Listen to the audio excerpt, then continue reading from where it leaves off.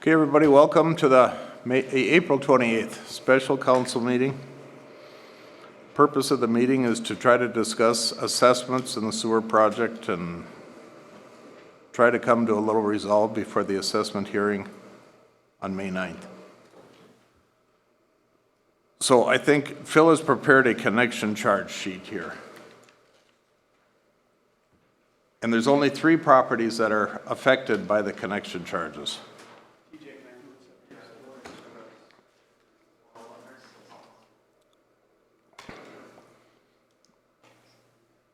That's the right one.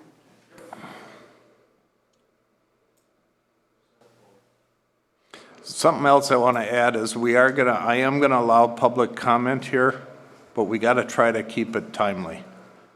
So there'll be another opportunity for it, but I know there's some things that have to be said, so.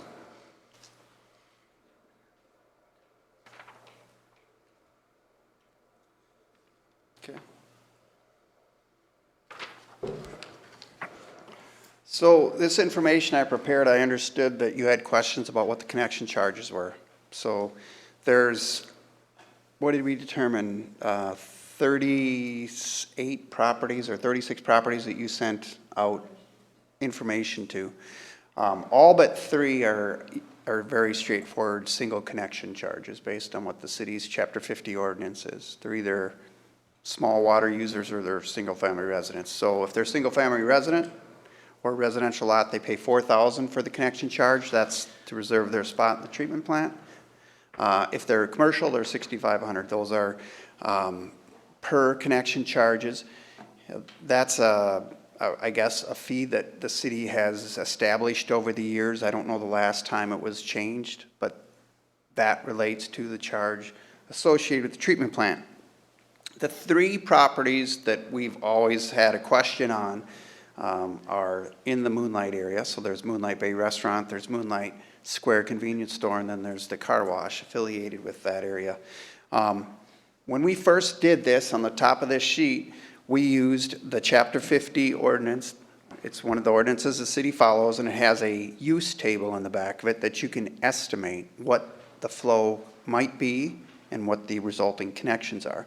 So in late 2018 and early 2019, when this whole effort first started, we looked at the car wash, and the car wash is dependent upon how it operates, how many bays it has, if it's automated, if they use recycle of the water they use. So that takes a little bit more effort. We thought it was in the range of anywhere from 3 connection charges, meaning the amount of water it uses, to 25. One connection charge, just to give you an example, is based on 274 gallons per day. That's the idea. It's from the Met Council. It's what the city has referenced in their ordinance. I don't know why that's before our time, but you use a use table from the Met Council to determine your flow estimates. So what that would mean is that the car wash, if we thought we threw a number of 12 out there, 12 connection charges, we were saying that they're using a flow around 12 times 274 gallons, that kind of flow. For Moonlight Square, that is a convenience store under that table.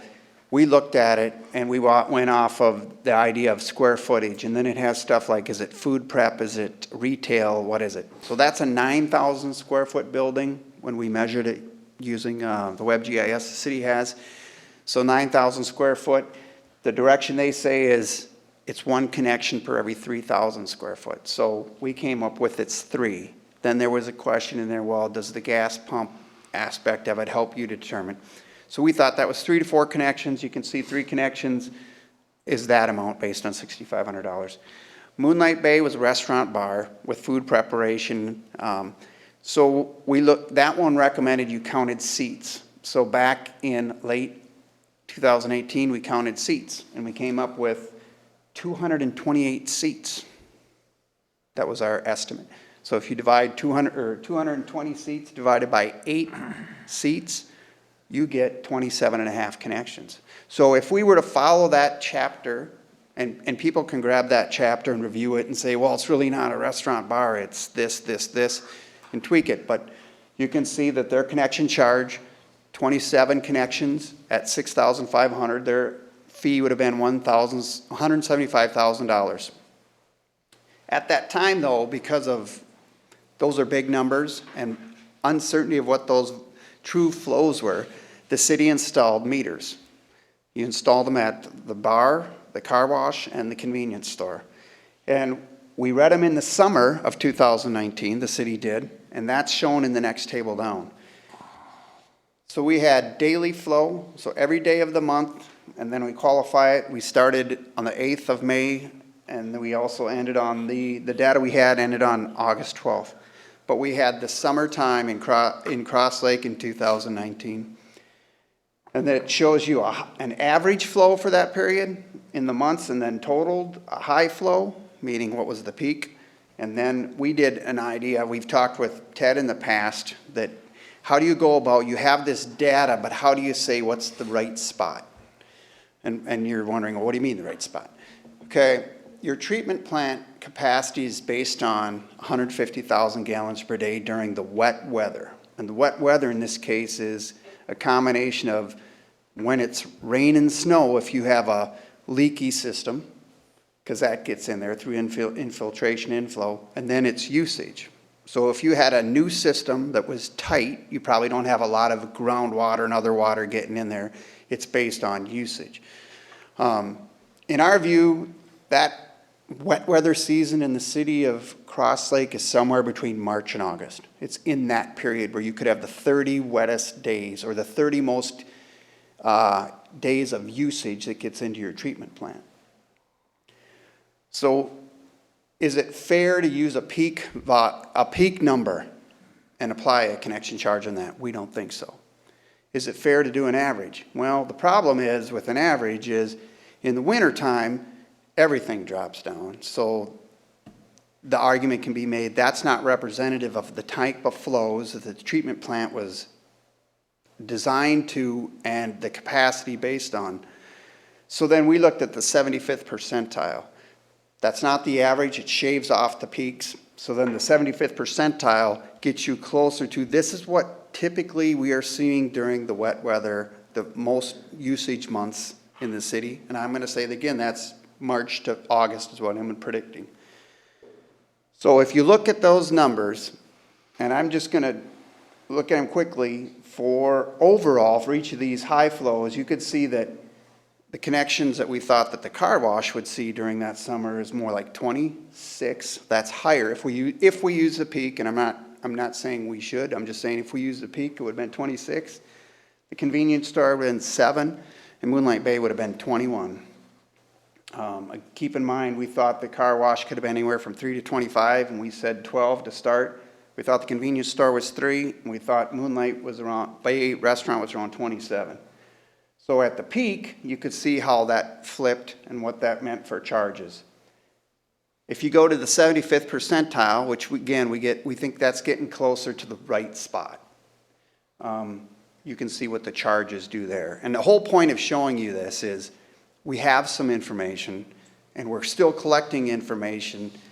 For whatever reason, the last information that we received was this August of 2019, and then the city just started downloading the data. Apparently the data on there that is logged only logs for 3 months. So you get the 3 months, and if you get beyond that and you get into the next 3 months, you lose that 3 months. And I've heard different stories. Is Nate here? Nate's here. He knows the whole story, or at least what he understands, but there either is a record out there in paper of all the other time up until recently when we read it again, or there isn't. But we started reading again. We have from January 19th until April 25th. We'll read it again on a monthly basis and continue to capture it. But our whole point is in August, that's going to be about the first time in August or September when these properties are going to be able to connect. And that's when you would make the determination or execute the connection charge. We'll have all of May, June, July, and probably part of August So how do you formulate into that calculation, Phil, this summer now of construction? It's gonna obviously affect these businesses, Could, yeah. so. So, first, I don't understand why we don't have the water readings, because that was the whole intent of putting meters into those sites, to read them. And knowing that the information is going to go away in 3 months, I don't understand why we don't have that data.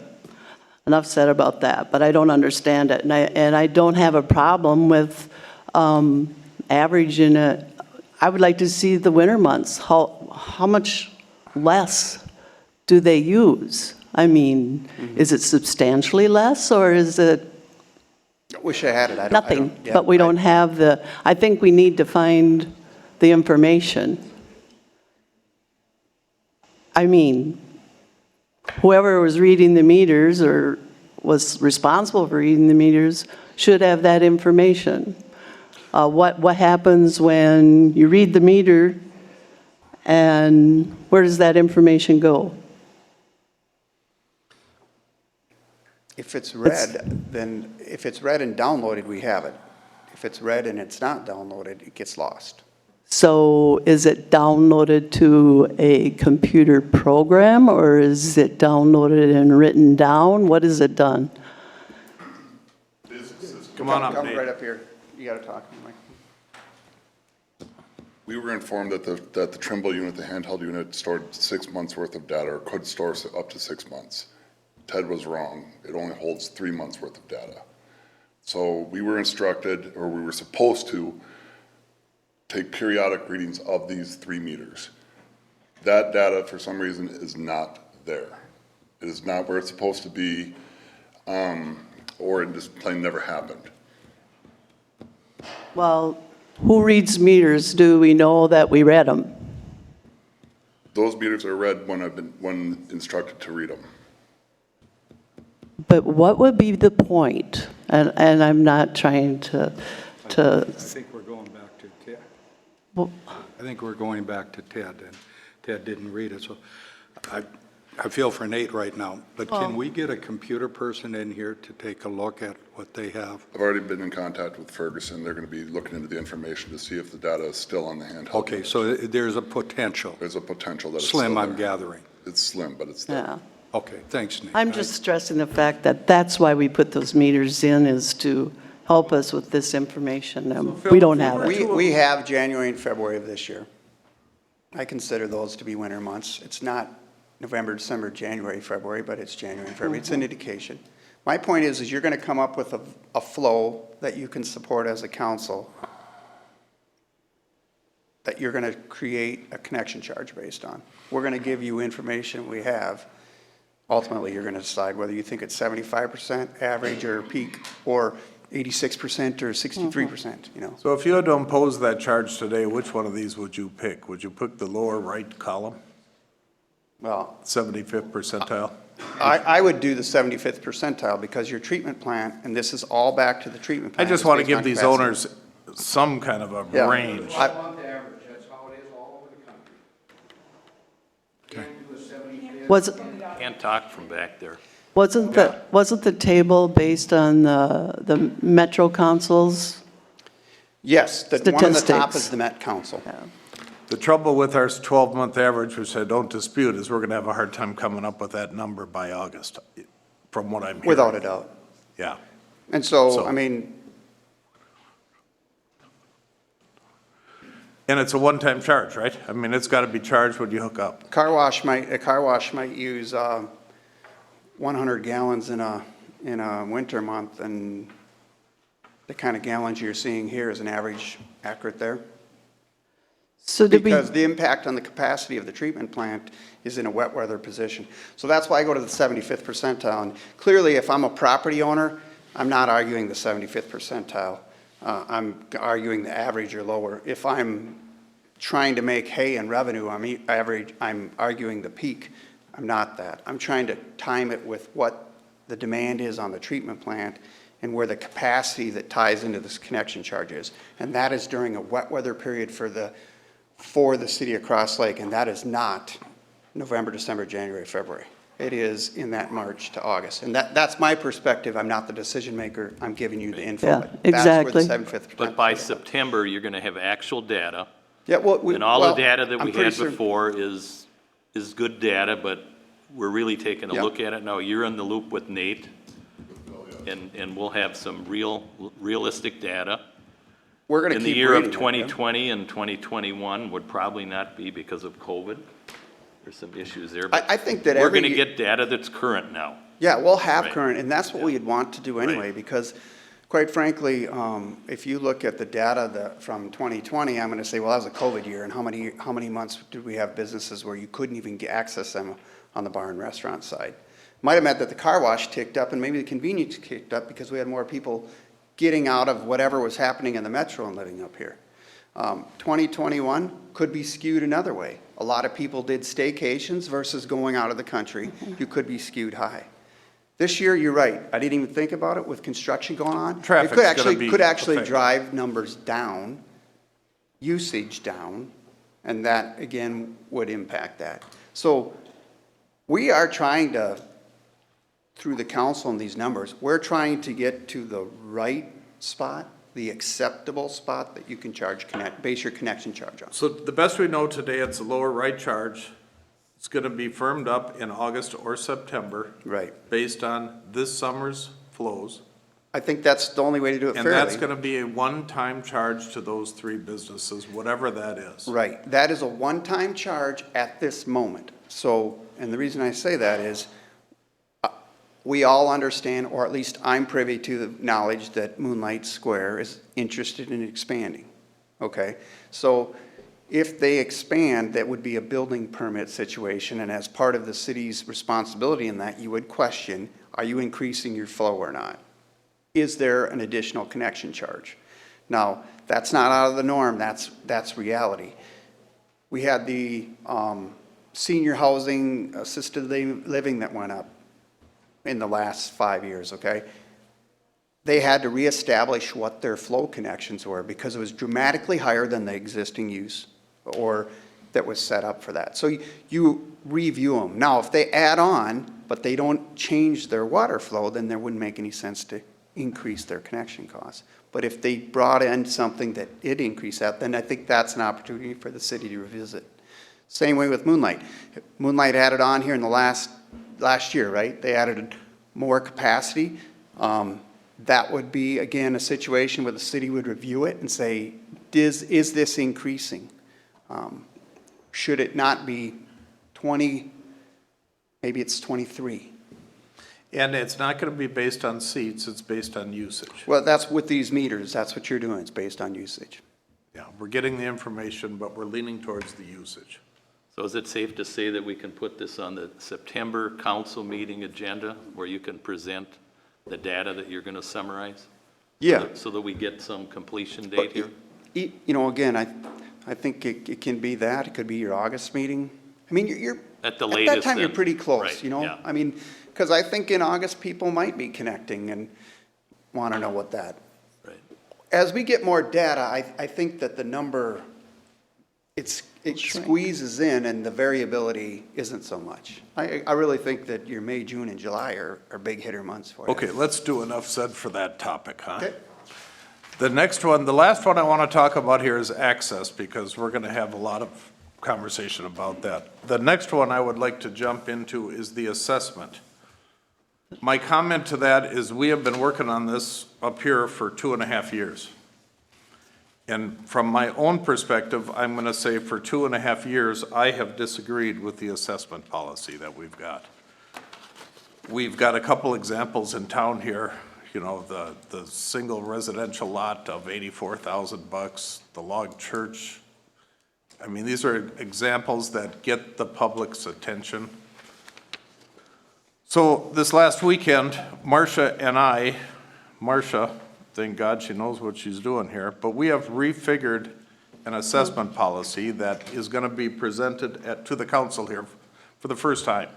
Well, previously, at council meetings, I've said, I think we should assess based on user and forget residential, commercial zoning, because that's not what we should be doing.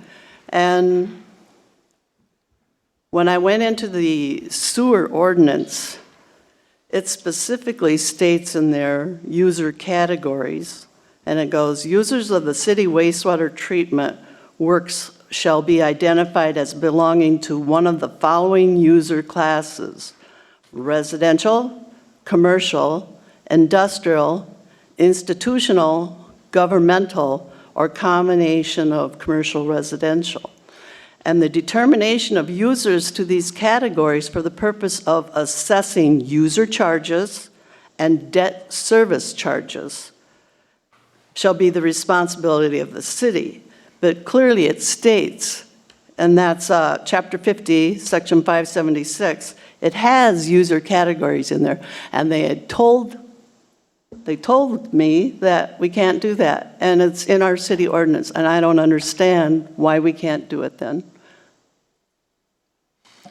Yeah, we were told that we have residential and commercial hookup charges. Now you found an Well, institutional one where the yeah, churches and the schools governmental. fall under that. Those user categories are supposed to be used for user charges and debt service. And we were told that it would not be defendable to, specifically it was when we were referencing the church. And the city attorney said that we can't do that, can't do that. But it clearly states in our ordinance that these categories are to be used for user charges and debt service. So I guess I just went back and did an assessment sheet putting the church and institutional and the poor people that have residence in commercial into residential category. Marcia, can I interrupt you for a second? I would just like to take a second to offer a moment for them to comment on that. Well, is Mary Ippel on, or is Jace, I don't know. Mary, Mary is the can bond you counsel. unmute? Is Mary on?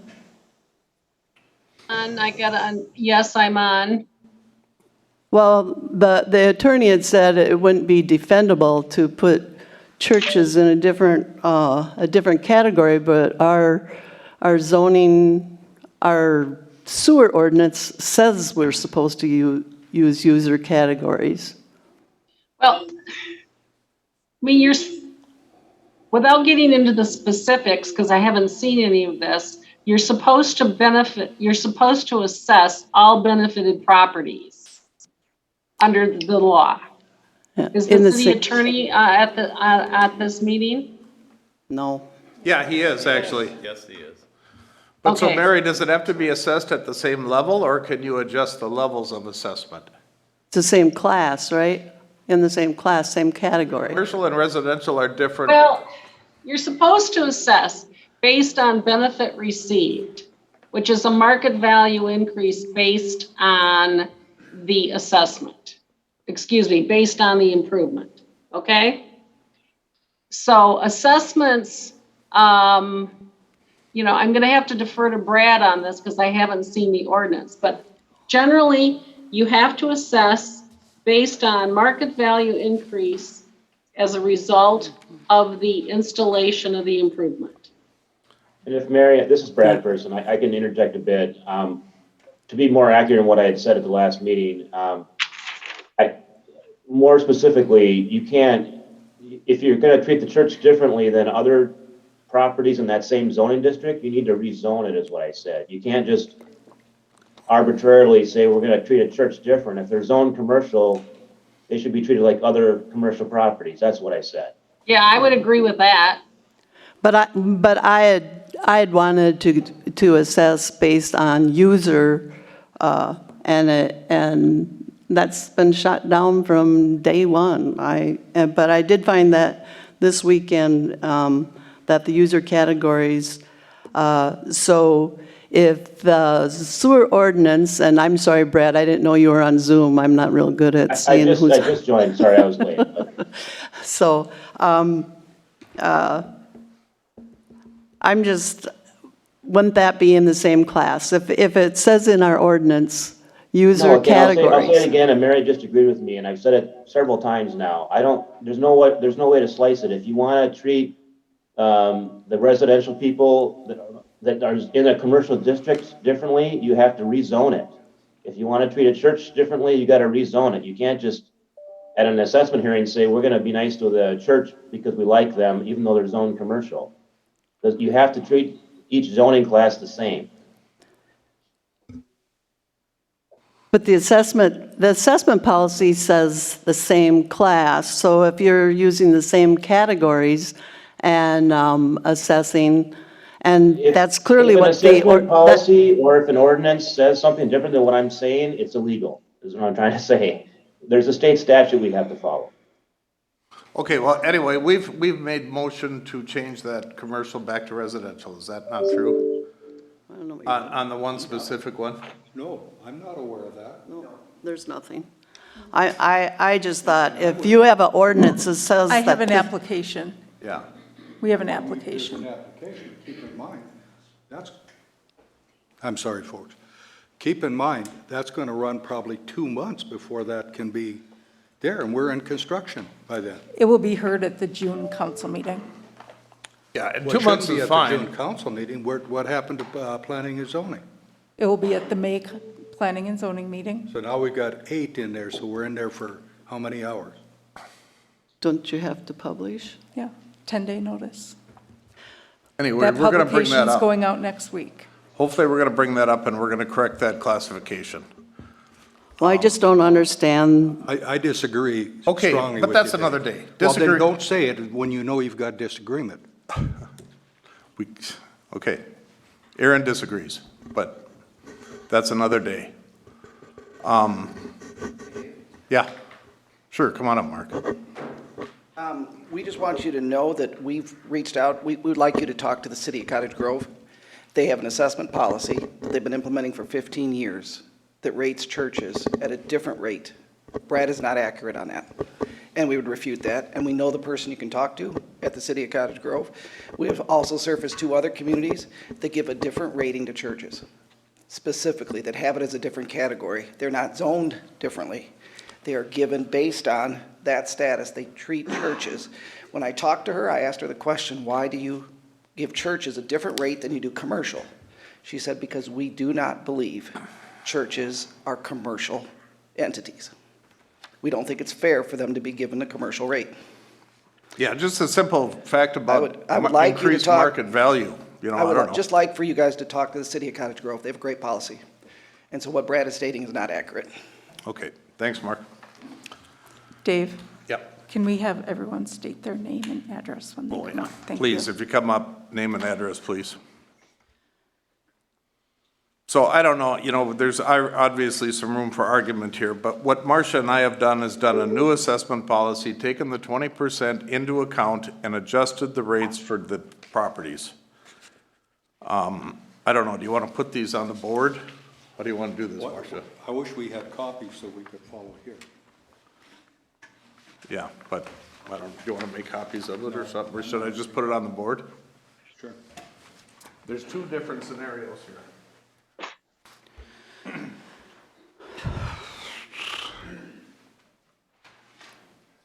I have another question while he's putting that on there. We have city property located along this project. Can we include the costs for the city in the assessments? And that way, we would get to a higher percentage. I think, isn't the city already on it? I mean, I think you're talking about the fire No, department. there's city property along there, There is. the fire hall and, One of the properties Is is assessed. assessed. This fire hall's already connected. Marcia? Fire hall's already on sanitary sewer as part of the. oh, they're already on. Right. Oh, I'm sorry. So the lot that the city bought for the stormwater pond is assessed. It actually has an assessed amount in the roll. It changed hands. When we originally did it, it was privately owned, and then the city bought it. So that one's on there. And then the other parcel that city owned is right up just on the north of 66 Marine. It's too Daggett. small for buildable. It's right of way, so it does not have an assessment on that. Okay. But we could, so we can't include the city property on the assessment sheet. We did include the ones But- that are getting connected. Okay. The fire hall was connected with the first phase back in 2004, so it's not on this assessment. So let's run through, I'm going to stay up here, let's run through this assessment policy. This has been adjusted from a $7,000 residential assessment to $5,000. And we've adjusted the square foot cost from 35 cents to 25 cents. And running through all of these, we get down to the bottom and we come up with $338,000. I think we needed about $320,000 for the 20% assessment.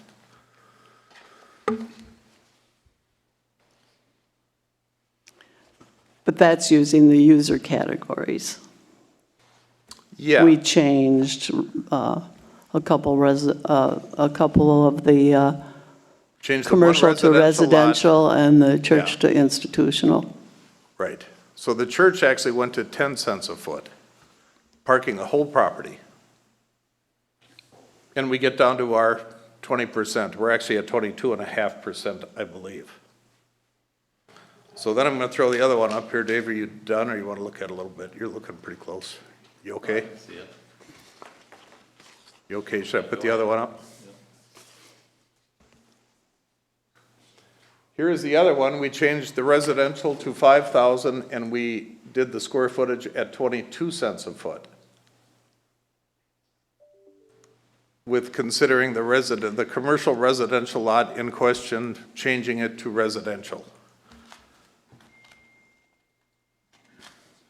And that one comes to 21%.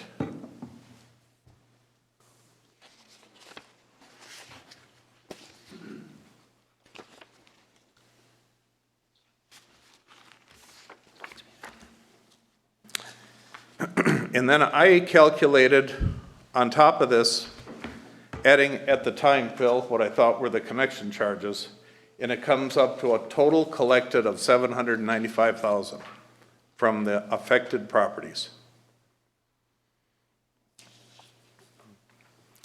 So you guys have heard me a long time say the same story, but it's shooting closer to that 50% participation. I think I'm going to let these go. I'm going to come back up.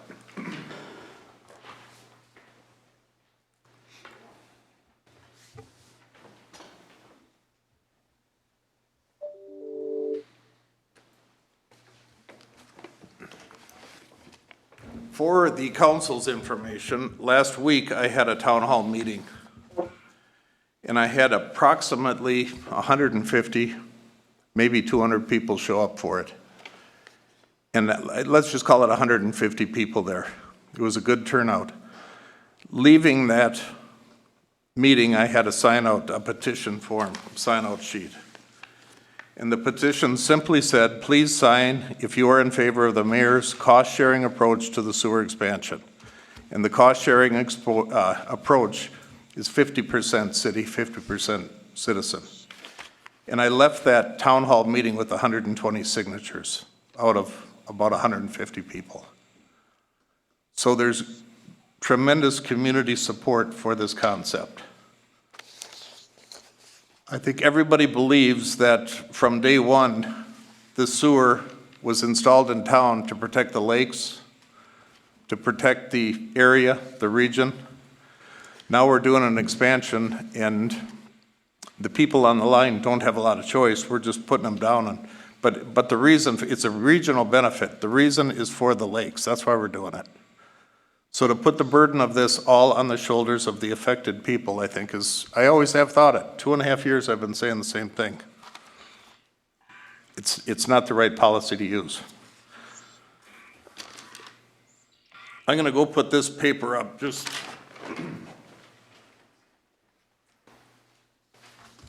It says right there. That's in our sewer ordinance. We use it. Well, I'm just trying to change it now, Marcia. We're not- This again is my chicken scratching. But up on the top, I had 25 residential connection fees. At $4,000 is $100,000. 12 commercial connection fees, $6,500, $78,000. Moonlight Bay on the proposed connection cost that was on the sheet, 175, gas car wash. Total connection charges of $457, and I think even today's numbers changed around a little bit, but it's close to the same. And then of those two scenarios that I laid out here, number one was 338,000, number two was 316. Those are the total charges. 795 or 774 is what the affected people on the line are going to contribute to the sewer expansion. So this is certainly what I'm proposing to do. I think at this time, we'll open it up for conversation, but Mr. Terry, I believe you have a letter you want to read from Moonlight Bay.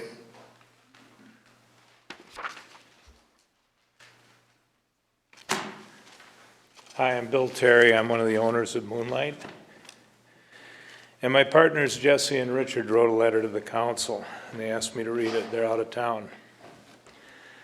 As business owners and residents of Cross Lake, we are truly disappointed in the council and their decision to financially cripple any business or residents who wasn't fortunate enough to be part of the first phase of the city sewer system. When the council members came around to collect votes, they promised to be pro-business, for the preservation of the beautiful lakes, here to be the voice of the community of Cross Lake, to promote and preserve these things that are valuable in the community. The current way we are thinking does not fit any of these campaign slogans. We are not only business owners, but we are longtime residents of Cross Lake, and we are involved in our community. We have been part of the PAL Foundation, a board member of WAPOA, and have helped to organize many fundraisers and events for the good of the community. Our kids went to the school, and we have promoted the school throughout.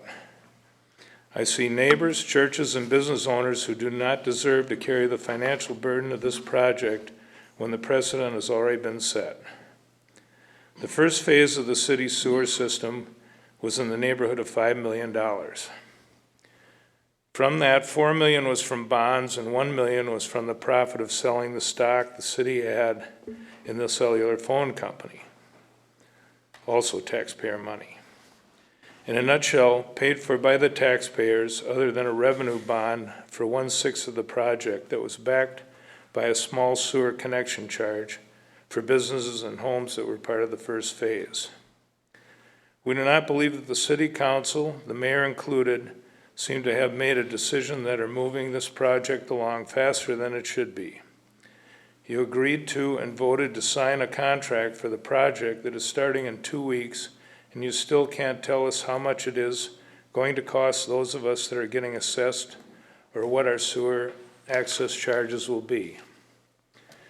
Many businesses and residents in Cross Lake have benefited from this sewer for nearly 20 years. Now is not the time to make a new assessment policy to pay for such a thing that has been in place for years. The precedent was set in 2004 when Cross Lake originally installed city sewer. On top of that, people that are part of this phase have only been notified of the assessment portion of the bill. We haven't even been made aware of the hidden sewer connection charges, so that people with residential lots that are being assessed $7,000 are going to be blindsided by a second charge, sewer assess charge, that is. And then one more change and hassle when they need to find a contractor to dig in and actually hook up to the service.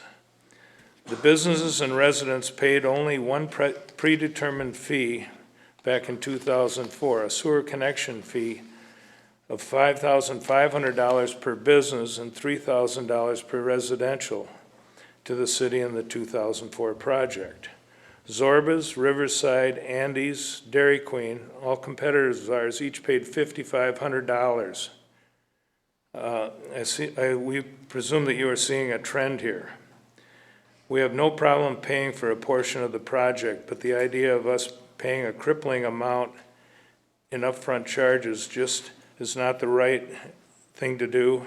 Charges do not include the additional charges of actually connecting the pipes and removing or abandoning our existing systems. It just seems unfair to compare this with the other businesses in town that already paid the small amount. We are willing to pay our fair amount, but the number just do not add up. We were shown at one point an excess total of $1.7 million in money to the city for a $1.5 million project, and that just doesn't sound fair.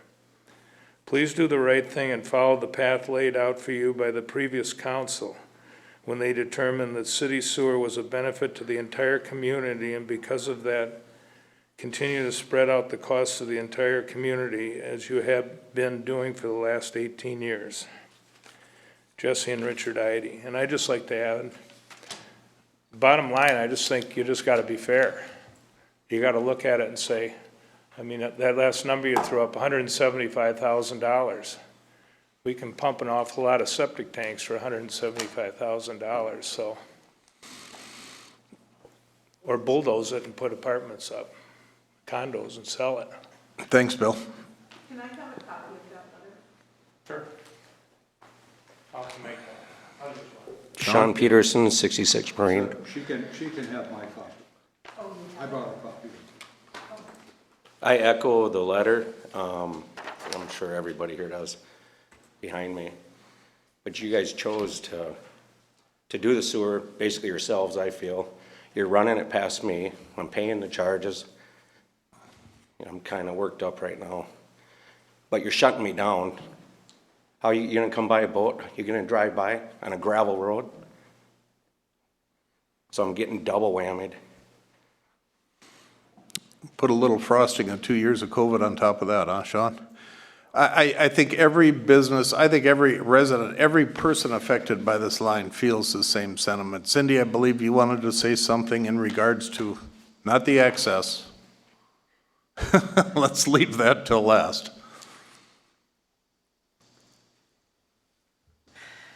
Cindy Mugato with the Cross Lake Chamber of Commerce, and I echo what the letter that was written so pointedly by the IDs.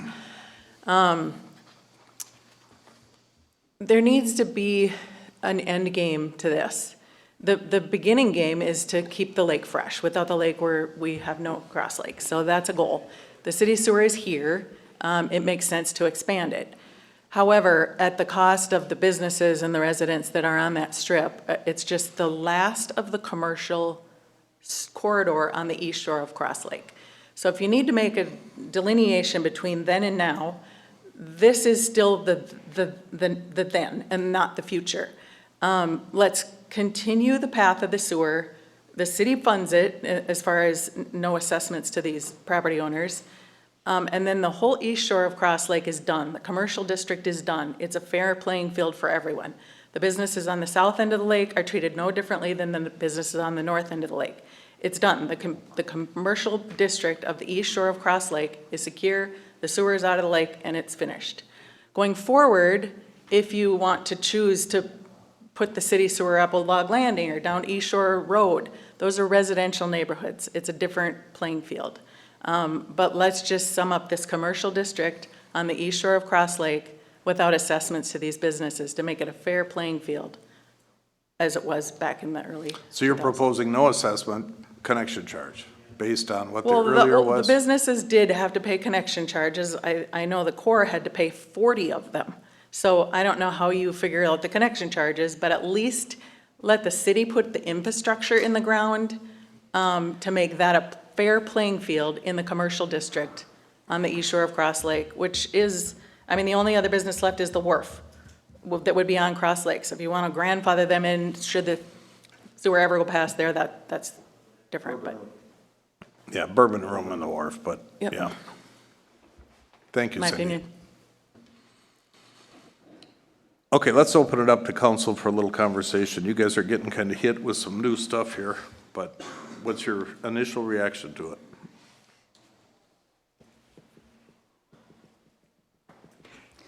Dave, can you tell me more about your petition when you said that people using the sewer would pay half and the city would pay the other half? What was your denominator for that? Is it 1.5 million for the whole sewer? Yep. So that'd be 750,000 from each group. Yep.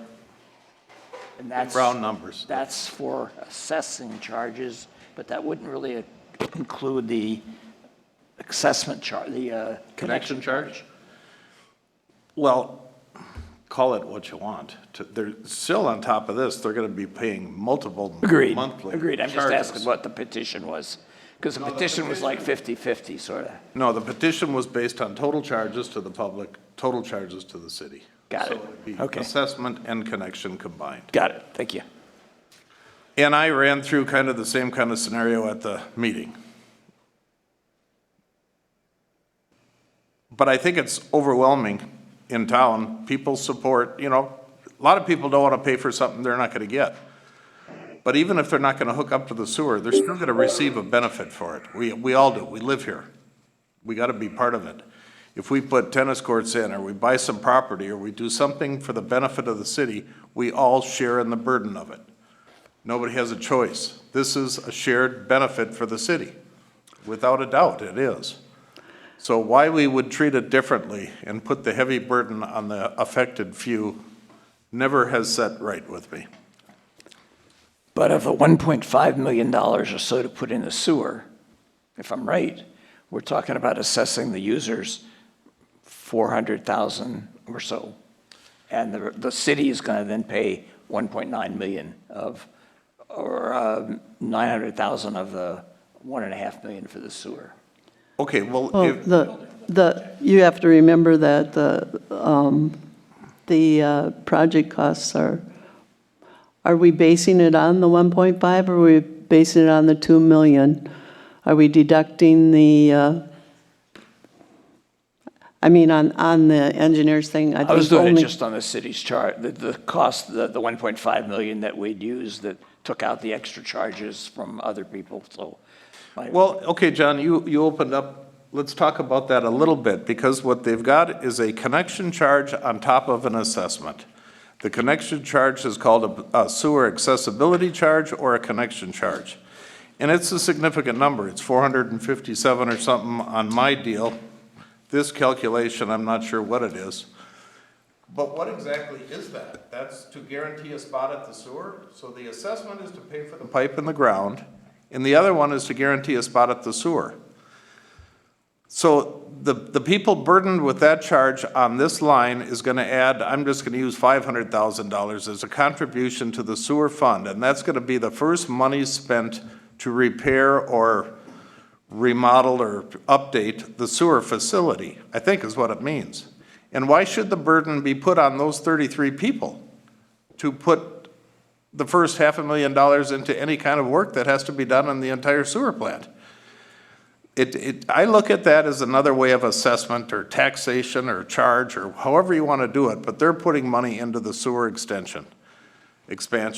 Anything that happens, if something blows up at the sewer plant tomorrow, we're all in. We have no choice. We're going to go and rebuild that sewer plant as a community. All of us are going to pay our share. So why we have to skim $500,000 off of these people to take up the first chunk of that? David, please think about how you're wording things. Well, You're am wording I- it like we're just going out and stealing from them, so please. Phil, consider correct that. me on what is the SAC charge or connection charge go to? To the treatment plant, Okay, for what purpose? to keep the treatment plant, to fix it. Okay, so, Because you have a treatment plant that was put in 2004, and it is an environment that destroys stuff. It's pumps that run all the time, it's concrete that gets chewed up by sulfide and stuff. So the you're going previous- to replace parts like whole clarifiers, ring a bell, $500,000. You're gonna put an equalization tank, $2.2 million. My point is, you're making a financial determination about how the connection charges fit into this, but you're not excluding, you're excluding the $2.7 million that the city is paying on that treatment plant. That's exactly where this money is supposed to go, because your treatment plant is gonna wear out. That's why you're trying to capture the connection charge. It's to be in the plant, so they can always put their product in the plant, and the plant can be rebuilt, because it's gonna deteriorate. I get that. But I guess think that's I not what you portrayed just that. laid out, I think. I think you laid out that, let's take the connection charges, let's take the assessment, and pile that in, that goes together. Yeah. And that's the rationale for doing this. But but they go to different pots. One goes to the pipe, one I goes to the understand treatment that. plant. And that's how it My was set question, up. my question to that is why do these 33 people have to put the first $500,000 into maintaining a plant that's 20 years old? I mean, that's my question. It's so that they can keep using it. Well, And in sure fact, they- the city is putting in 2.7 million right now to keep it usable. And the city will continue to. Right. Yeah.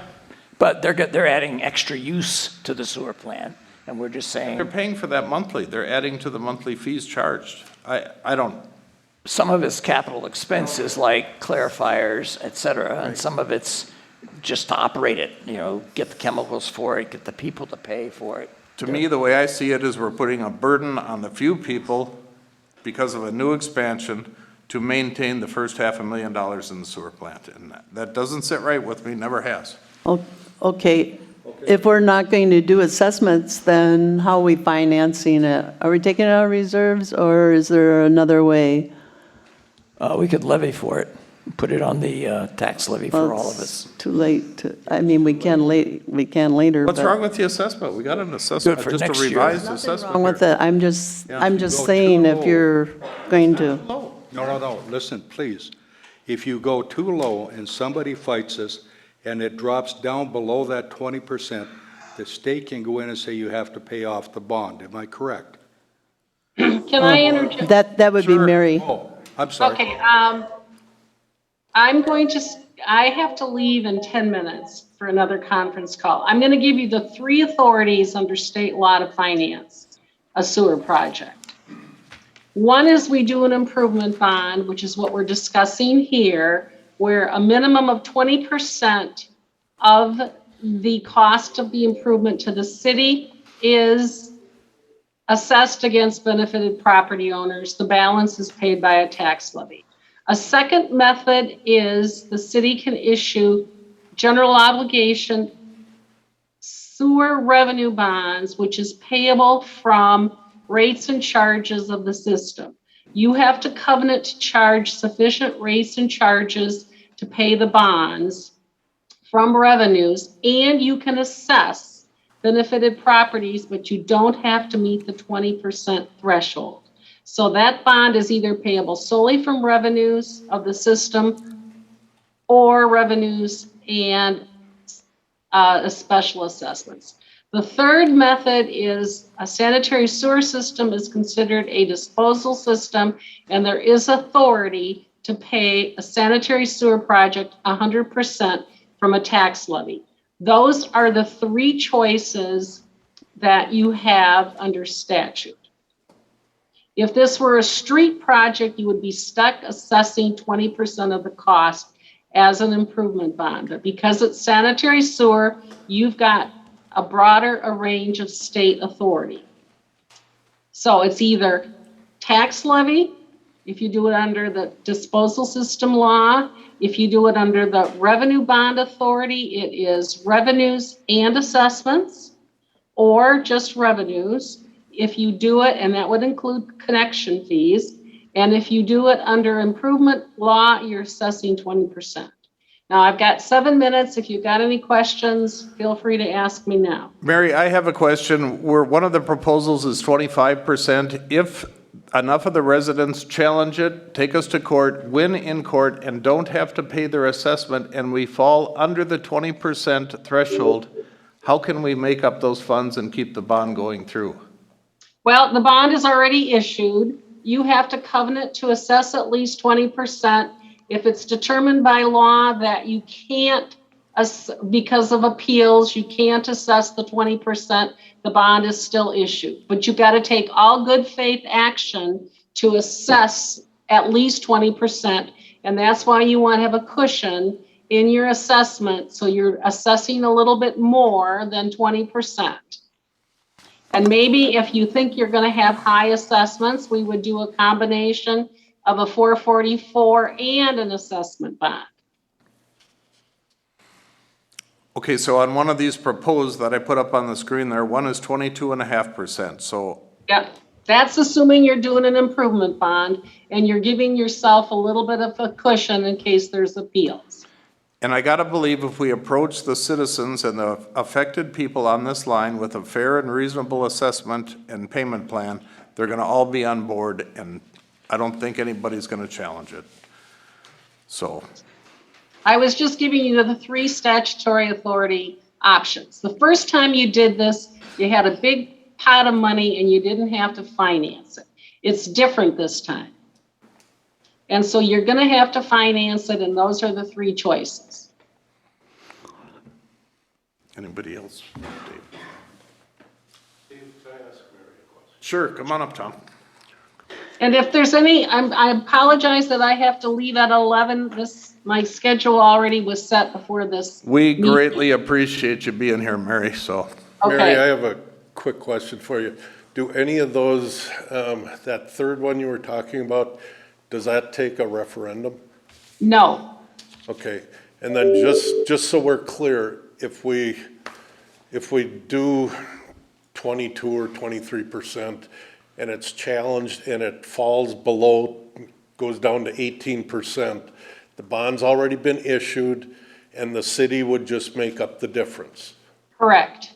We wouldn't have to reassess the whole thing at. Not if you, not if you can't, if you're already at the maximum that, remember, assessments are based on market value increase. So if you have attempted to assess it and you are unable to assess it because it has been proven to be in excess of that, you're okay because you followed the law, you assessed as much as you could, you had a cushion built in, and you'll just have to pick up if it goes to 18 or 19 after any assessment appeals, the tax will be greater. Okay.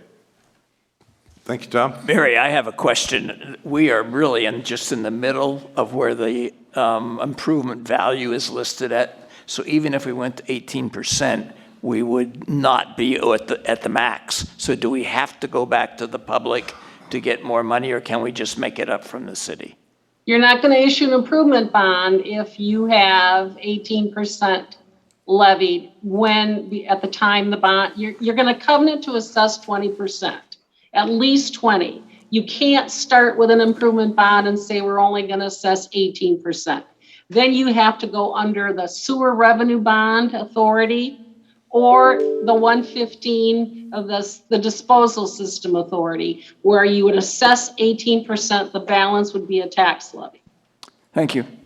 John, where did you come up with 18%? Where did you say we had 18%? I said the question was, if we drop below 18%. Because both of these are 21 and 22. Understand, but they said if you had appeals and you got to 18%, we are not near the top of the peak of where our third-party evaluators said the property values would be increased. My question was, do we have to go back to the public, or can the No. city just cover it? Okay, thank you. I think what we would do is we would probably issue the bonds under 115.46, which is the disposal system law, and 429. You just have to decide how much are you going to assess. Is it 22? Is it 20? Is it 18? Thank you. And remember, there's no free lunch here. The rest is going to have to be picked up either as charges from the system or tax levy, unless you've got a really large piggy bank. Mary, thank you very much. All righty, I'm going to leave. Good luck, gentlemen and women and ladies. And by the way, I have a cabin up in Cross Lake, so let's keep that lake clean. Good, all right. Bye. Okay, does the council have any comments or suggestions? Or we're not gonna vote on this today. This is information. We're gonna come back at the May 9th meeting and. I'll make a quick comment to some of the comments you've made. I think since, what's the number we have on sewer right now? 500 entities? I think that's in the 400 to 500 Connections. existing hookups. We all know there's a lot more people, homes in Cross Lake. All I'm here to say is that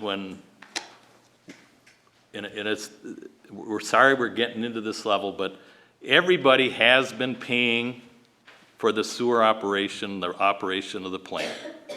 There are people been contributing for years here. It isn't just the people we're talking that are getting hit. And the rest of us that all live here, we are going to pay forever until we're buried. That sewer plant sucks up a lot of cash. We had to go in this, where we got a scheduled repair on the clarifiers, it's $500,000. A couple years ago, we had to redo and build a tank underground because in the summer months, the flow coming into the plant was more than what the plant can put out the back door.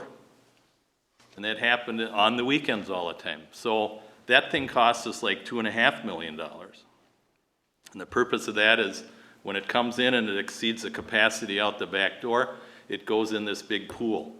And it sits there when the incoming flow drops down, then they can process it on the off hour. So I just want everybody to understand that everybody is paying money for the sewer plant. It's one of the necessities that we have to do to keep the area clean, keep the lakes clean. My recommendation after listening to this, we've been working on this. I have books here that go back to 2018, almost 3 years. And it's a shame that here we are at this last stage here, trying to figure out what's going on here. I don't think personally that we're ready for a May 9th meeting at 6 o'clock. I don't think it can be done in an hour. I suggest that we set up another meeting and we go over these assessments, we go over the policy, we have Brad Persons here and he can explain to us the rules of the road, and we come up to some conclusion before we go back in front of the public again. There's no reason in my world that we have to do this in May 9th. We aren't going to be paying any bills, so there is no key to paying the bill at the time. So I'm okay with Make that. a motion. Are we doing motions here? Well, you can, yeah, you can. Okay, make a motion, I'll second that, Already Dave, set with that public discussion. hearing. Did you get that, Shar? That we set up Another meeting. another meeting to work on this policy, to understand the policy in detail, So set up a workshop. a workshop, right? Is that workshop, and I'll second And that. you can present your sheets there. And we can go over them in detail, but we need this information ahead of time. I Dave, think you I've should been We're all take- gonna get on the same page. I understand where you're I've been going, trying but to I put want this you out to- there for years. I want you to understand what we all signed up for, and you voted for this several years ago. So, Not enough knowing said what it about was, Well, not knowing what that's it not was, my- I did. This is, we need to get this done, and it's, And this isn't does the fun and motion games, it's a include difficult thing. Pardon? canceling the May 9th public hearing? Yes, I personally don't think we're ready for that. And I'm not sure if anybody received what we talked about at the last council meeting. They all did. I don't know if that's been sent out. Well, The that- assessments? Yeah. Sent out. Okay. That was my question. Shar, how far down the road are you with getting notices out directly to people of what their assessment would have been proposed in the timeframe? Those are out. They're out. So they're out. So you gotta, I- they're basically no good. So you have to get those canceled because based on whatever the council comes up, you may be throwing out a different number. So I would send out a letter, hopefully, this week, saying the meeting's canceled, all assessments. Disregard what you have because Are it may on hold. change, sounds like. I mean, we don't really need to approve the final assessment. I mean, it could be the end of the project when we do that. Correct. It doesn't We need to be before the project starts. decided May because we thought there'd be more opportunity for people to be up here. So it can be whenever. Construction's going. It's just your Right, I understand final that. Yeah, decision. I understand that. Should we pick a day tonight or today? So I would do it next week if you want to, but whatever, you guys do it. I don't think we'll be ready by next week. You can still have your workshop May 9th?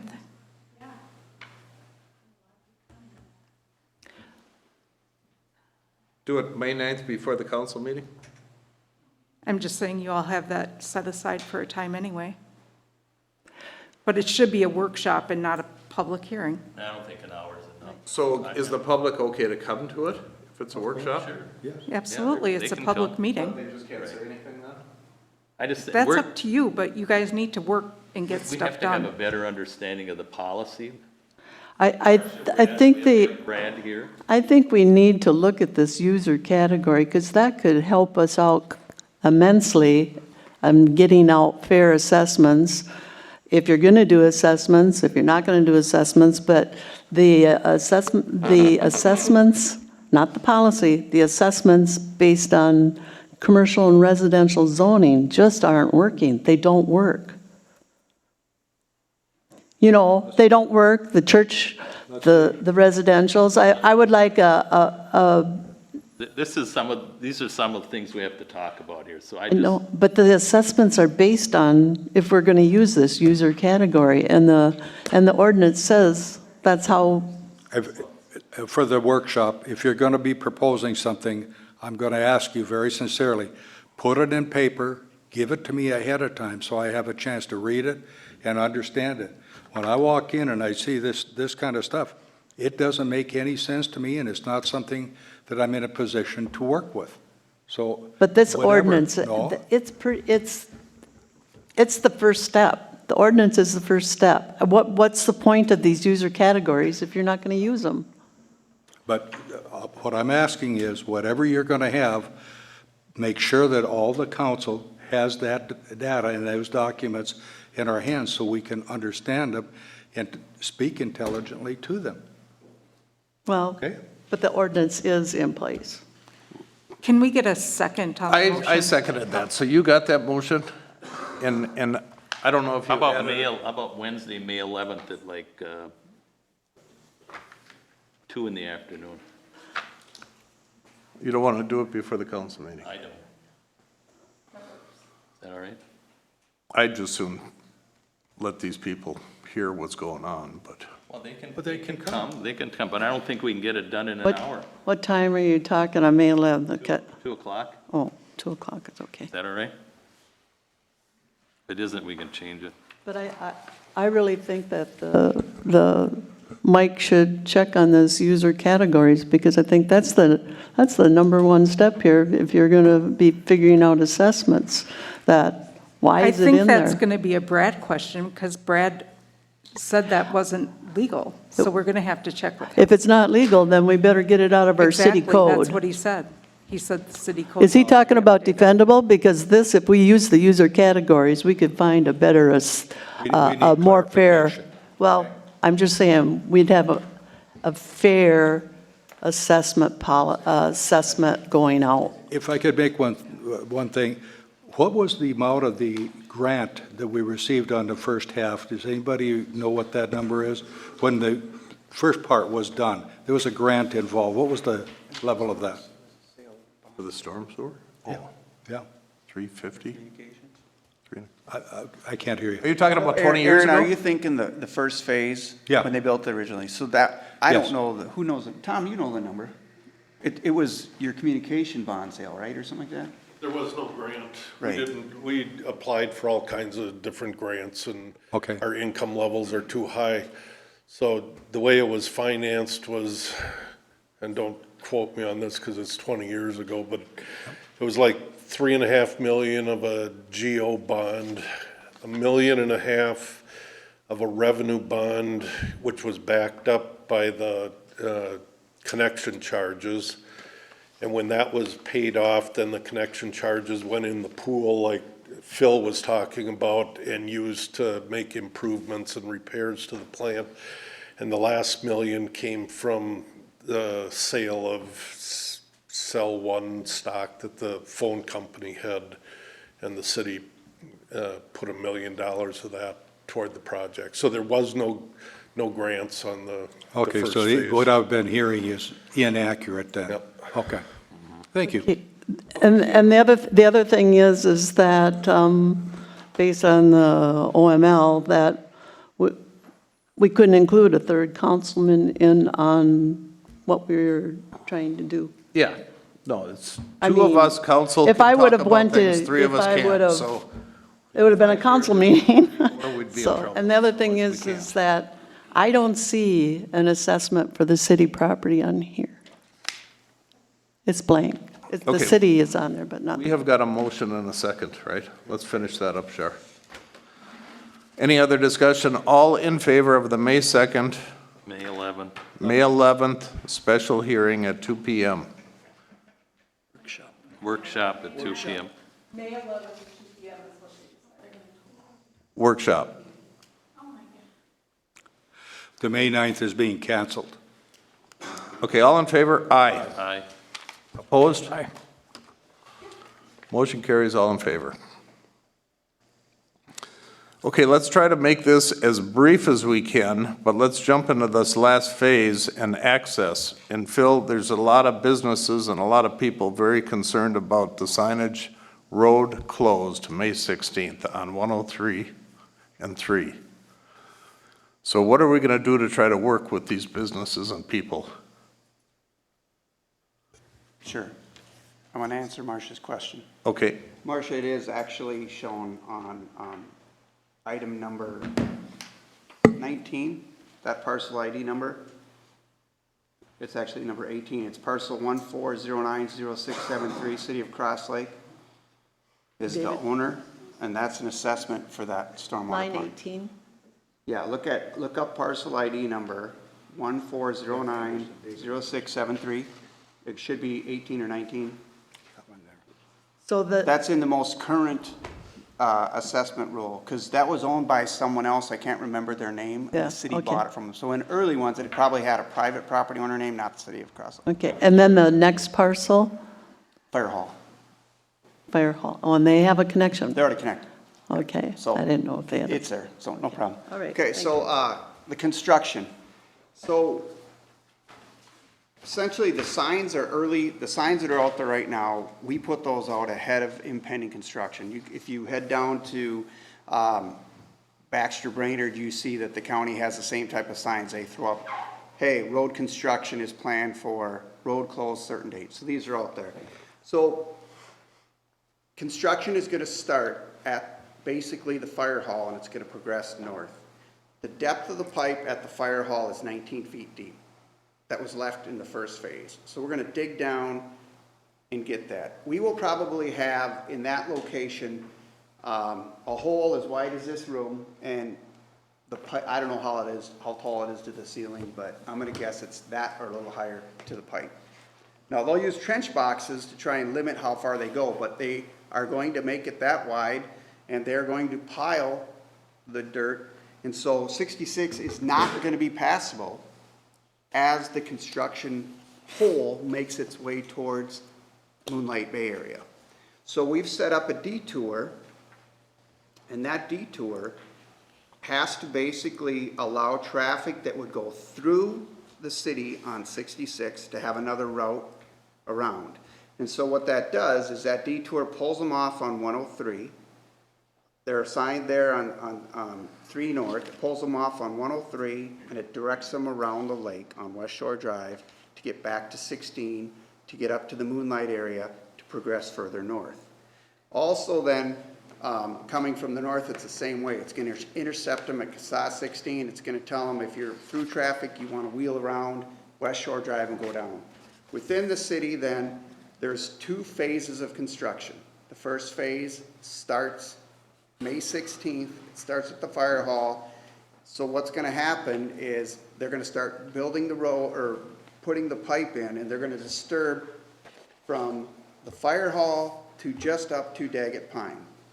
We aren't going to have them disturb Daggett Pine because there's a local unsigned route. Now, we purposely didn't put up or show on the plans a desire to put up detour signs for people to snake through those neighborhoods because we didn't want to push traffic through there.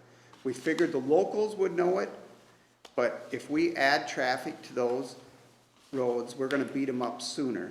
And those people back there are going to get ticked off at us. Now, we can change that.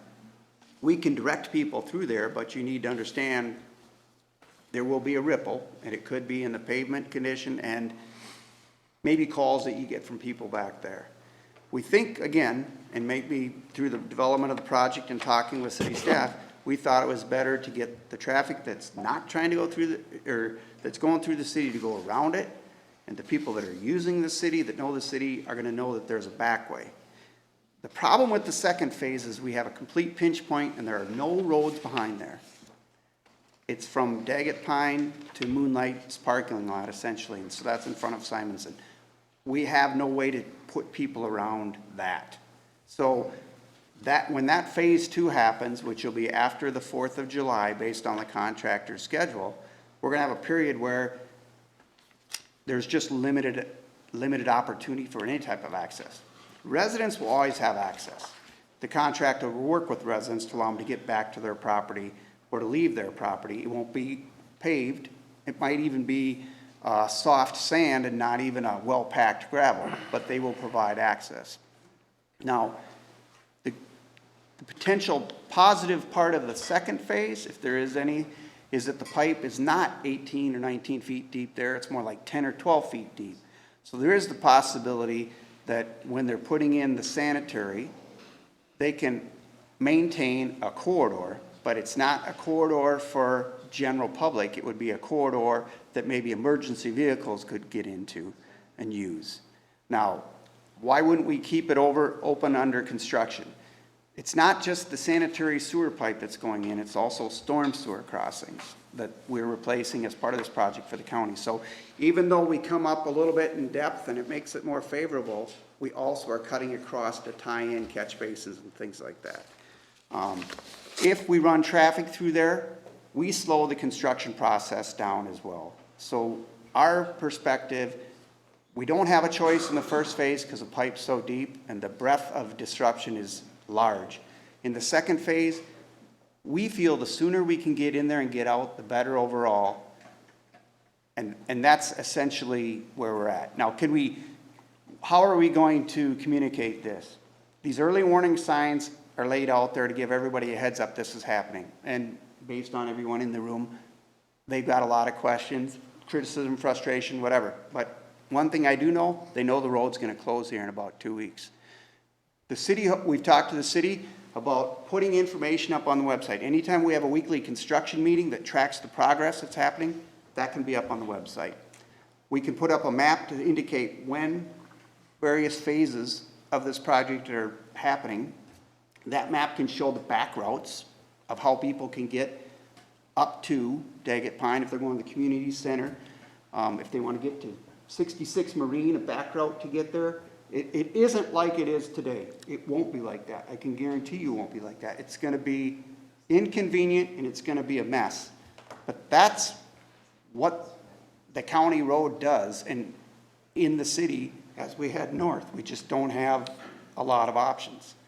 So we can, we'll have signs up that says closed to through traffic, open to local traffic. And people are going to not know what that means. The people that are local are going to be able to figure it out pretty quickly. The people that are coming to visit are probably going to have questions. And if we can put up at the chamber maps that show where construction is, we can update those regularly and get them. But we can't do the construction in the winter, which is probably the best time. Phil, any options for people who are not residents of Cross Lake, knowing that they can still get to Cross Lake businesses? In other words, you're going to start at Daggett Pine, but it's going to be clear to people. We're going to start at the fire hall. Fire hall, I'm sorry. It's clear to the people coming from the south that they can hit the business area till you get to the fire hall. I mean, just because what happens is people are seeing these signs down there thinking Cross Lake is closed, Right. and that's an issue. Yep. We will have signage up. We can, if you want to ramp that up, we can add message boards that say 66 open to the fire hall, closed north of the fire hall. We can add some of those messages. We can put stuff, like I said, on the city website. We can try and give information to the chamber. I don't know if the chamber has a website that they can put up to get this information out.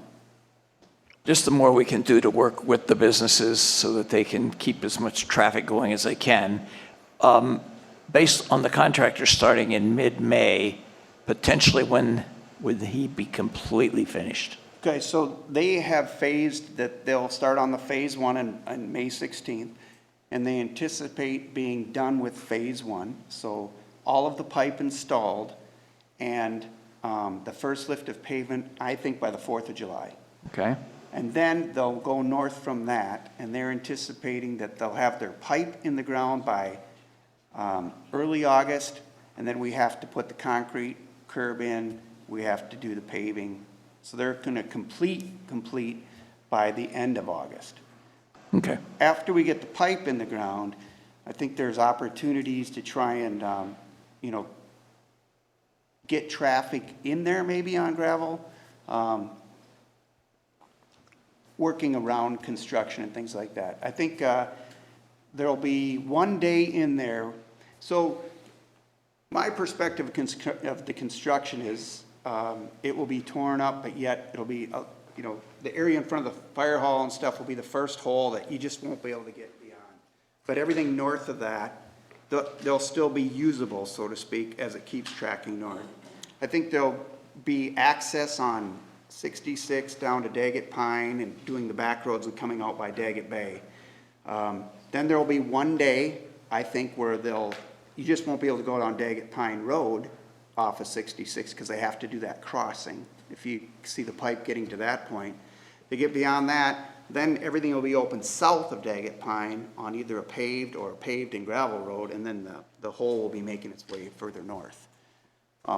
I like the idea of some sort of a road sign that people could see who don't know what our website is or doesn't know to get to the website. I don't know what's all possible, but somewhere to make it easy if I didn't live here. So the part of the communication is not only website, but then the property owners, we walk out, we give them newsletters, contact information, construction staging, what to expect. Questions like, where do I put my garbage? Where will I get my mail? How do I get out of my house? What if I have an emergency? Things like that. And then we routinely try and supplement with those letters. So what happens is the property owners along there are kind of in the know, whether they like or no one likes the inconvenience, but they're kind of in the know. The hard part is going to be the people that are new or touring up here kind of in the first time. Again, I hope I'm not wrong. I think most of the locals will figure out real quickly, or the people familiar with the community, how they get around this thing. I'm not saying anyone's going to ever like it, but ultimately, if they plan to go to Moonlight, instead of being there in 5 minutes, they may say, hey, we need 5 extra minutes because we got to roll around, and they'll learn that. And not unlike any other road construction, I mean, everyone will be happy. I'll be happy, obviously, when September 1 rolls around and we're arguing about a contractor's cost and maybe hopefully not the assessment still at that point, but the road will be done.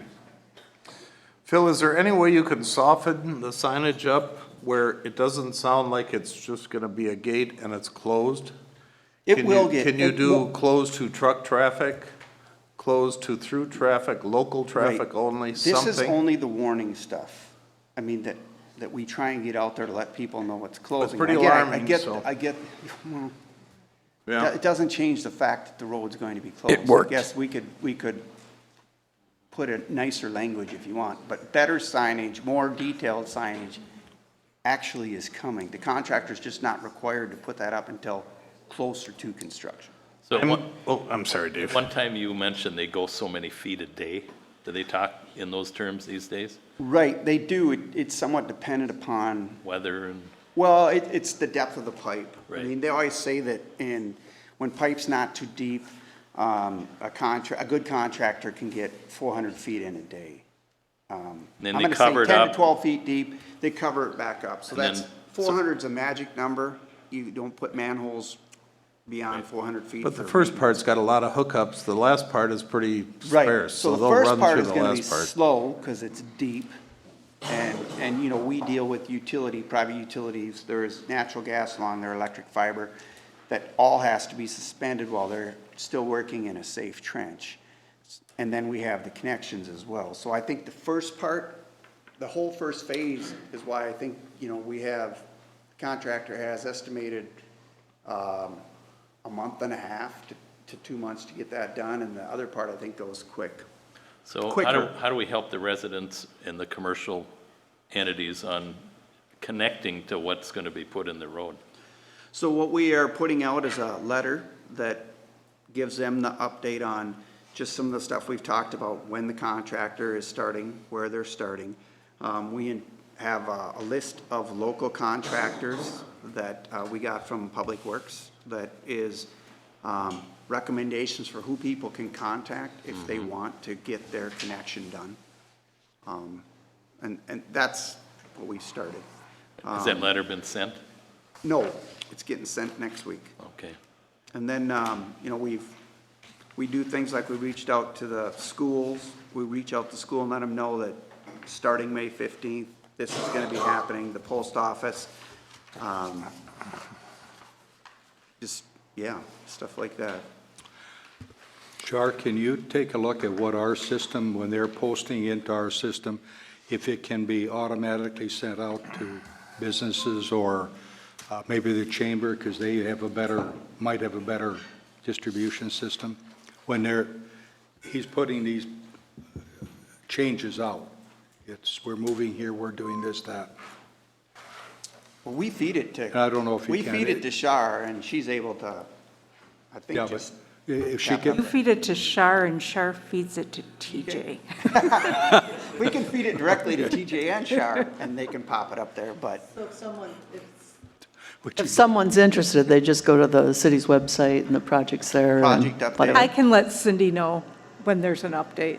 I would, Marcia, I would say if collectively there's thoughts in the community that there's central places that, like resorts or the campground, we can have stuff brought and pinned up on a kiosk or something, if, you know, to help inform it. I mean, we can start an email chain if people want, if they want updates via email to provide an update. We can create those communication apparatuses. Yeah, I think that the resorts should be aware of how they're supposed to have their guests maneuver around the Right. whole situation. Obviously, right.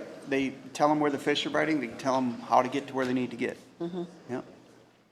it's just how you're going to do the communication. The 11th would probably be Well, right. in time. but We've it's only, running. when did we have our pre-con? 7 to 10 days. You know, we just got the contractor schedule a week ago, so, I mean.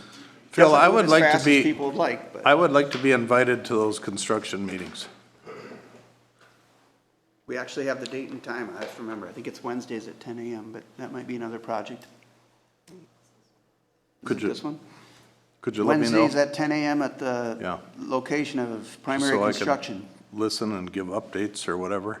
Okay, I want to open it up briefly for public to come up and say their piece. Come on up, chief.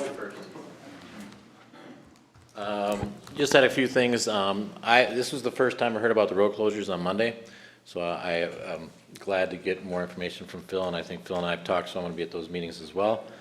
Couple of different things to get out to the public. You can have Everbridge through the county, can send out notifications to people that sign up with Everbridge, so you know exactly what's happening. But I think the city or the engineer needs to get a press release out, because this is all new to everybody. Everybody's seeing the signs. I don't know if you have that in your plan. Press release, put it in the Brainerd Dispatch. We can do that. We need a press release. People need to know. I feel that your alternate route detour down West Shore Drive is a dangerous situation with the first-time truck drivers. I think you need to run them up County Road 3 to 50 Lakes, and that way it's probably gonna be faster. You can send them right out of 66 and 3 and head them north that way. That's my opinion, because I think we're gonna have a problem on West Shore Drive. West Shore Drive is a real residential heavy Yeah, it's traffic gonna be a too. problem, especially with the people that are coming up that haven't heard about anything. They show up and they go down West Shore, they're gonna get lost and. I Send them up to agree, 3. I mean, Chip. if I have a call, I live on the north side of Trout. If I have a medical call or something, up on 3, I'll go 1 to 50 Lakes. I won't go through Cross Lake. So I think you should reconsider that detour. We have detour signs all along there. Right, but I just don't think West Shore Drive should be your main detour. And that's a 30-mile-an-hour road, you're gonna have people going a lot faster, you know, people walking and everything else, but I think there's a lot more education needs to be out to the public, because there's gonna be a lot more people coming in here that don't know anything about it. The fire emergency services were all figured out. We'll just work with Phil on the north side exit during that phase 2, but it's gonna be interesting, so. It'll expand your response time to certain locations.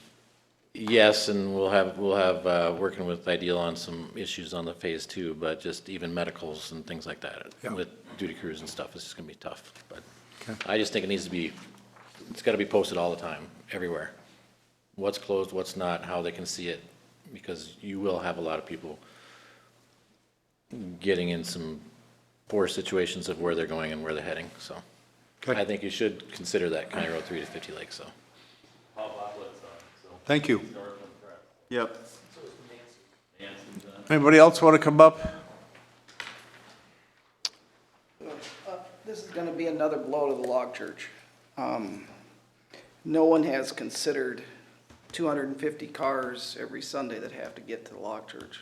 Probably more like 300, 350 in that. Where? How are they supposed to get to us? We have a back road. Yeah, that you've got a is- back door. That's dirt. Well, So, right now, I just want you to know that for the St. Patty's Day Parade, we were asked by, to shuttle people to the parade thing from our parking lot through Brad, through CNC, Boat Works, through that back way there. And as you know, the very back of his property there is gravel. By the time I was done running that route 20 times or 25 times to and from, I almost couldn't get through it with our beautiful van that we have, 15-passenger van, but I almost got stuck. Imagine 250 to 300 cars having to run that thing, much longer route, that's all dirt. We're gonna need some help from the city to say, and I talked to Chip. He called me and said, did you know this was happening? No. We've got 2 weeks to try to get this aware. Why did we not contact, give them a little forewarning? Can we have some help getting our road ready for all of that? Because Chip also said that if we had a fire, his trucks might not be able to get down that road to us. So Phil, you got to get your guys out there and look at each place specifically and come up with plans. Or And then let when the you, city and, know or and when you something. say, will you also consider signs on a Sunday morning that say to get to the log church, this is now the route? I mean, we're probably, us and the Catholic Church, imagine all the vehicles that need to try to find out how to get, we'll do our best to give our people information, we'll put it on our website too, but can we have some signs that say to get to the log church, here's how you gotta go? This is just going to create for us, so please work with us. Yeah. We're trying to be neighborly, it just seems like this is one blow after another to us. So it would have been nice to have somebody come look at our property and come and say, hey, your back road is gonna, and it's gonna have to be accessible. Are other people gonna be using ours to try to get through? I just don't know. Do we close it do we have to open, close it? What are you thinking? So Phil, is that outside of your scope of work to do that, or is that part of what you should be doing? You're giving me that The look. contractor makes the road passable at the end of the day, but where they have the hole, you won't be able to pass. Do they leave it passable on the weekends? Up to Sunday? the hole, they leave it passable. Yeah. Okay. Now, again, like he's indicating, it is not going to be a paved road. It will be Yeah. maneuvering a construction site. So is that in your scope of work to go work these issues out, or should we find somebody else to do that? We do that with the project, but we don't build roads to Can the- people's houses. They have a We- Class we 5 tell road the going in the back contractor that door. you need to make this have a passable. Class and then 5 road we going in push the back them door. To make it passable. I don't think it's class 5 at all, no. I don't know, I've walked it, it seems like it's Class 5 to me, but. So that's those Wednesday morning meetings and whatever. That's why I would really like to Exactly. be there. It's So- daily meetings that you're not involved in, and it's weekly meetings that you'll hear us say, hey, so keep in mind, the log church has a funeral planned. We don't know about it. We have to make it accessible. I Those are just want you to things know happen. that I'm in front of the public pretty regularly, and I would like to be kept in the loop of what's going on, so I got something to say to them. Because I get approached a Then lot. you will need to attend the weekly construction Yeah, meetings. so, okay. We'll figure that out, it's gonna be, The contractor knows that they're. yeah.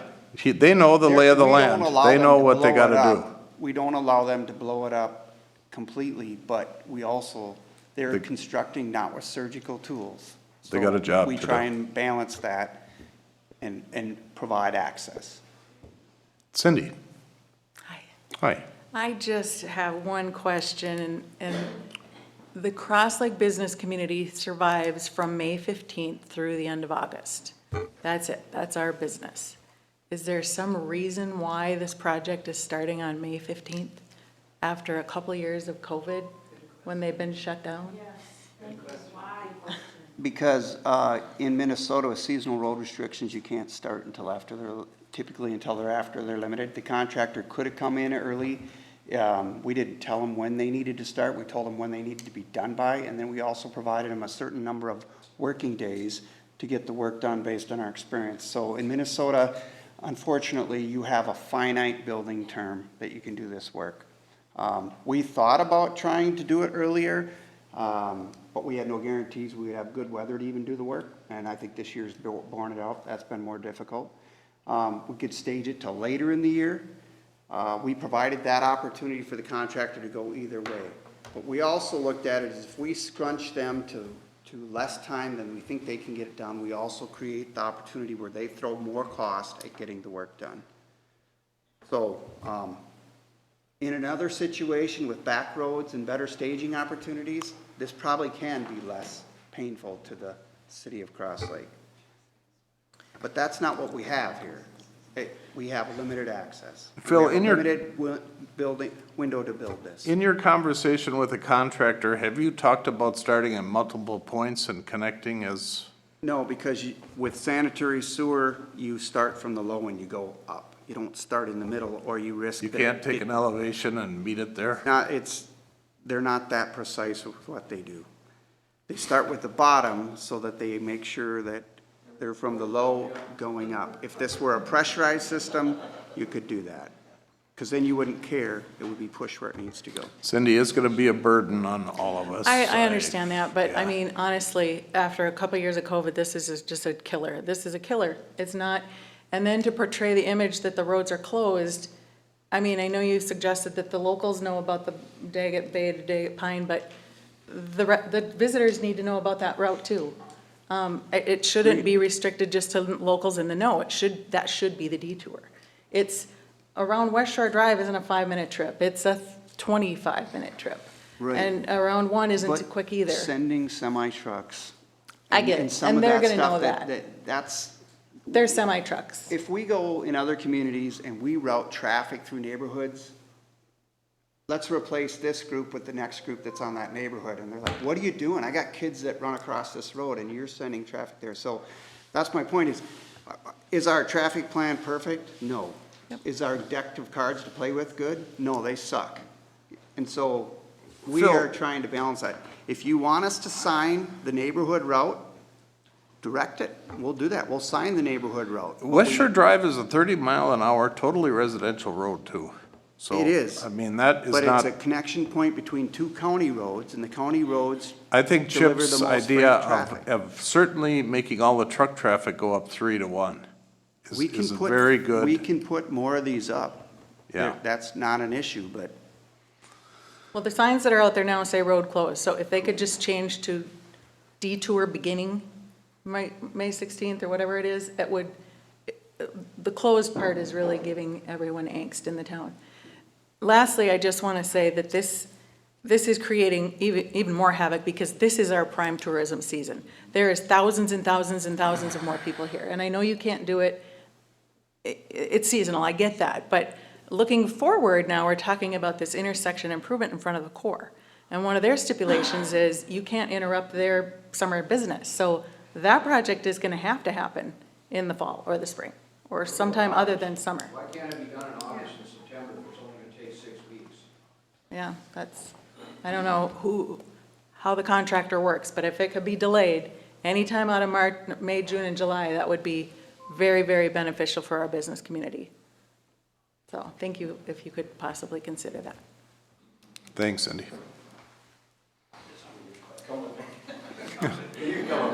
Sean Peterson again.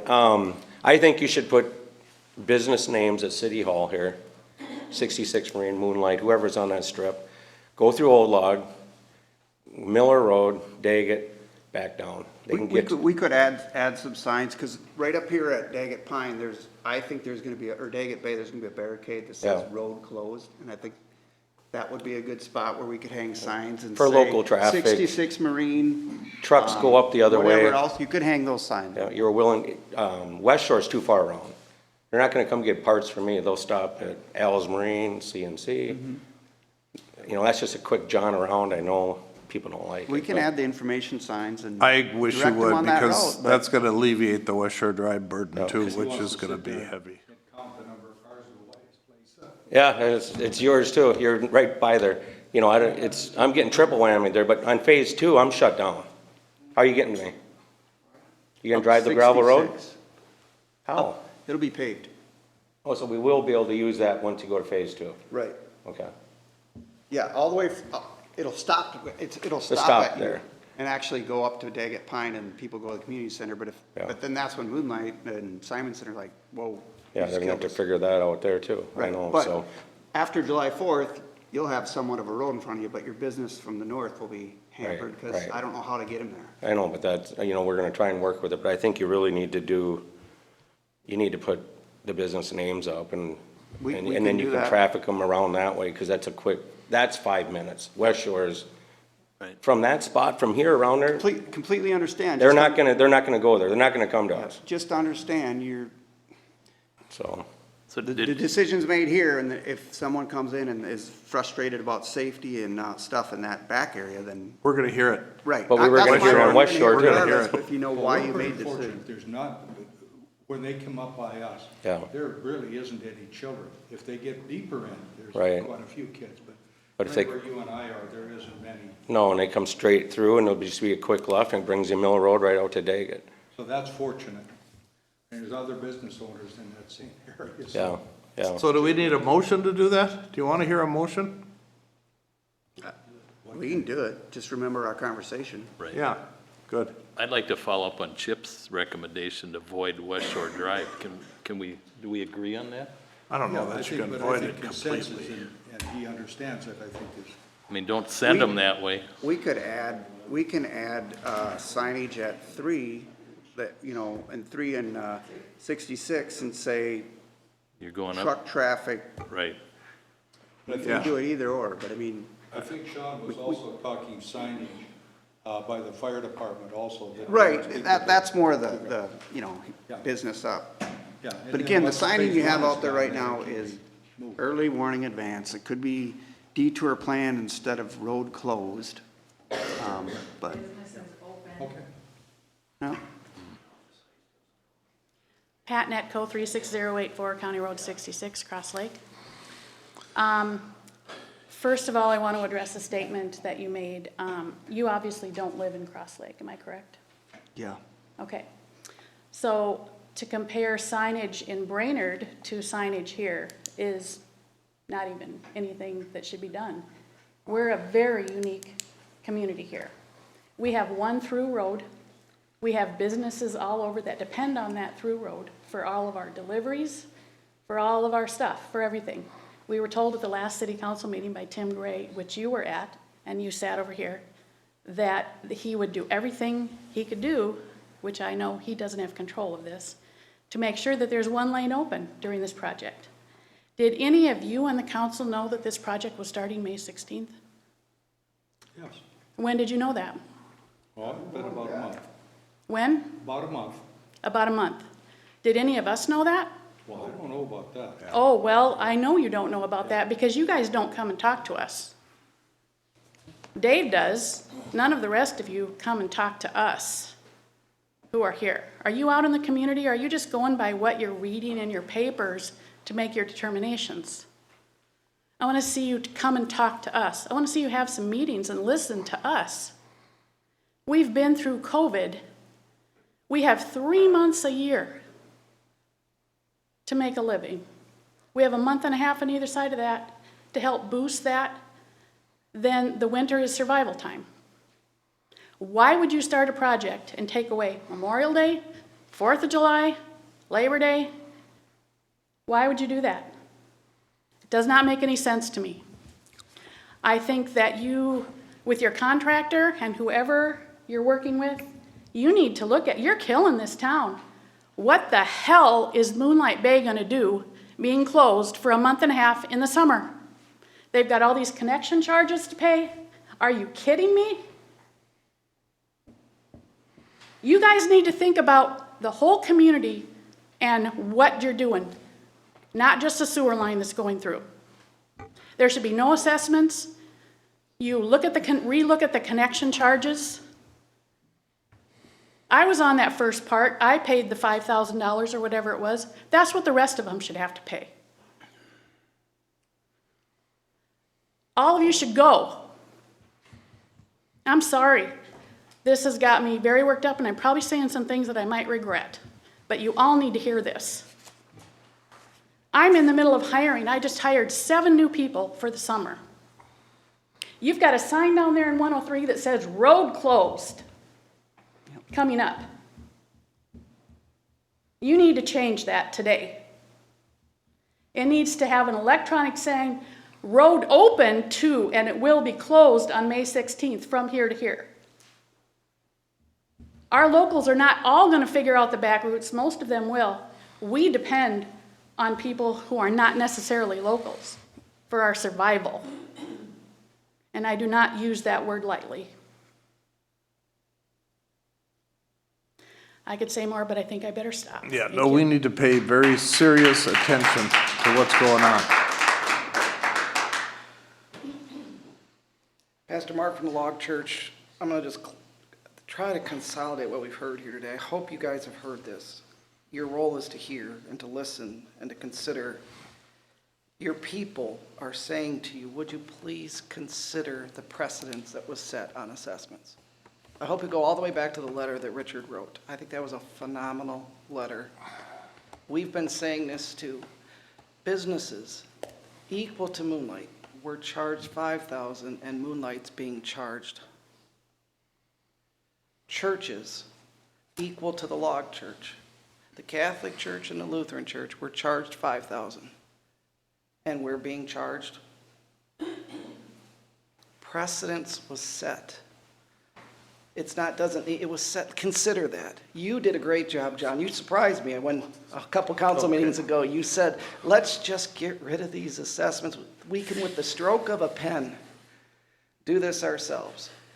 I hope you guys will consider that. It was a 3-2 vote. It was close. I hope you're hearing from your people, your residences, your businesses, and I can tell you the businesses on the other side of the line don't agree with what we're getting charged on our side. They stand with us. You've got to say, I thought Cindy captured it so well. Will you reconsider this assessment policy? It only takes one more vote. And this thing could be done. The assessment, we don't have to have all these assessment meetings anymore. You guys could change it with a stroke, with one vote today. Consider that. We're asking you, begging you to consider that. Your people are. And I can't, sorry, the argument that we don't have the money now, yeah, you do. Second thing is, are you hearing your people? Consider the timing for this project. It could be done in August or September. Consider that. Is May really, and you don't really have your ducks in a row yet. When the chief of police, or I'm sorry, the fire department chief is calling me saying, just Wednesday, last night, did anyone let you guys know that the road is going to be, has anyone called you and told you anything about this? No. Do you really think it's right that we find out about this through a sign on the road? Our receptionist, who was 70-some years old, was taking calls all day long. How are we going to get to church? And our answer was, we don't know. They haven't even told us yet. Is that good leadership? To start something when your people don't have the people that are going to be affected don't have the answer yet. I'm begging you, Phil, you're putting a cart in front of the horse here. We need more time. It's clear you guys don't have it figured out yet. That makes more sense to wait to do it in August or September so we can figure this out and get better signs figured out. I'm sorry, but I don't trust you now that you're going to get our road ready in 2 weeks. I don't trust that you're going to have signs ready. That's going to take some time to figure this all out. We have a new route maybe. Listen to Chip. He should be highly involved in what the detour is going to be. Would you guys consider the timing? That's a change you could make. We're asking you, begging you to consider that. We're also asking you to consider how you're negotiating and working with those of us on this side of things. We were hurt recently by how you guys, and I don't know if you know this, We've been negotiating on that little piece of property in front of our thing that you need for a retention pond. You offered us $8,500, as you did Simonson's. We countered with $15,000, thinking we would probably settle at 10. The response we got is we will accept 15 if the church agrees to waive their right to appeal the assessment to their property. Did you know that was your response? If we waive the right to appeal the assessment to our property. I'm sorry, Phil, I don't think that's right. For you to demand that of us. It was asked To of you accept- and you refused, so. No, it wasn't, Phil. No, in the. We'll talk about this later. In the letter it was. I want you guys to know. We've got the letter. If you guys would like to see the letter, and it's on behalf of you. Did you know that was in there? So we're not sure what's going on here. It feels like something is really being rammed down our throats and being done fast, and we're just asking you guys to consider these things. That's the people, that's what I've heard here today.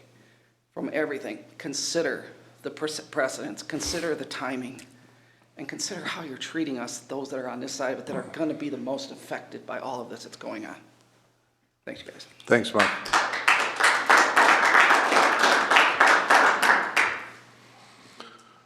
Oh, boy, Pat's coming up again. Sorry. One other thing I would like to add is, I was at Dave's meeting at Moonlight Bay, and it was a packed house.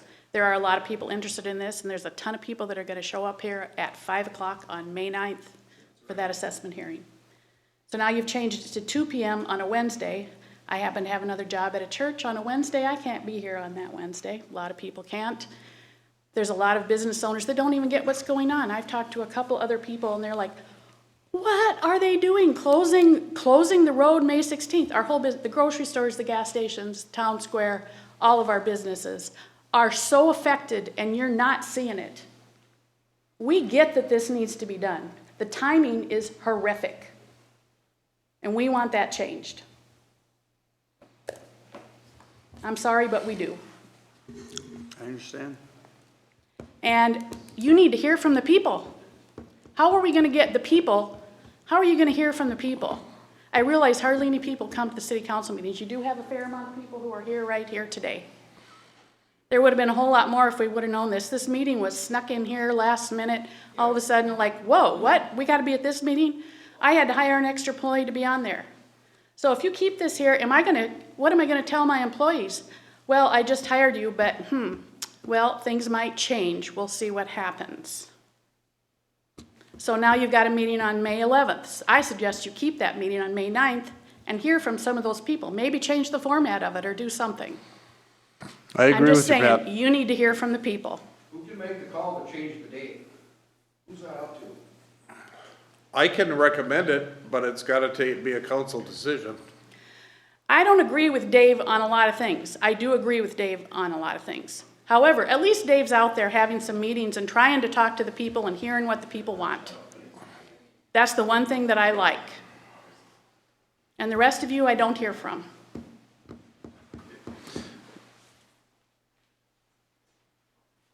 Sean, I'm echoing her. I think the workshop should be May 9th. Everybody that we've talked to out there, everybody is prepared for May 9th for that vote. Well, the vote isn't gonna be, but you should still have the workshop at that time slot. Yeah. Not a different date, because it's just gonna, everybody knows May 9th. I'm gonna make a motion that we do that, and we'll see how the council reacts to it, but I think we Dave? should continue. The purpose of a workshop is for the council We to can do sit the around. workshop next week, I'm- before the May 9th meeting. There's time, we got a full I'm week. just I trying to get it. make it clear. They think it's going to be a public hearing, but a workshop is for you guys to sit around a table and talk. No, there's, If you want to have a public hearing, you can leave that public hearing as it is. well, we got time to have a workshop next week too, and take care of the public hearing when it's scheduled. I don't know why That's we what I'm would saying. delay it. It's just like a February 11th meeting in the winter to make a big decision. And there are a lot of people poised to be at it now, so it would just be another sign of the council trying to avoid an issue and not get in front of the people. So I'm going to make a motion that we change that and have a workshop meeting next Tuesday. It doesn't matter to me what day, and continue the May 9th, 5 o'clock meeting. Do I? As a public So hearing. So the motion would be not to cancel the May 9th. Well, and to have a We already set that workshop up. meeting. We already set that up. Okay, well, I'll do it one at a time, but we can have the workshop next week before the public hearing. We got all kinds of time. How about if I change the motion I made to next Wednesday at 2, Perfect. Second. to have the workshop, and we're gonna leave the May 9th where it is. What's the date? May 4th.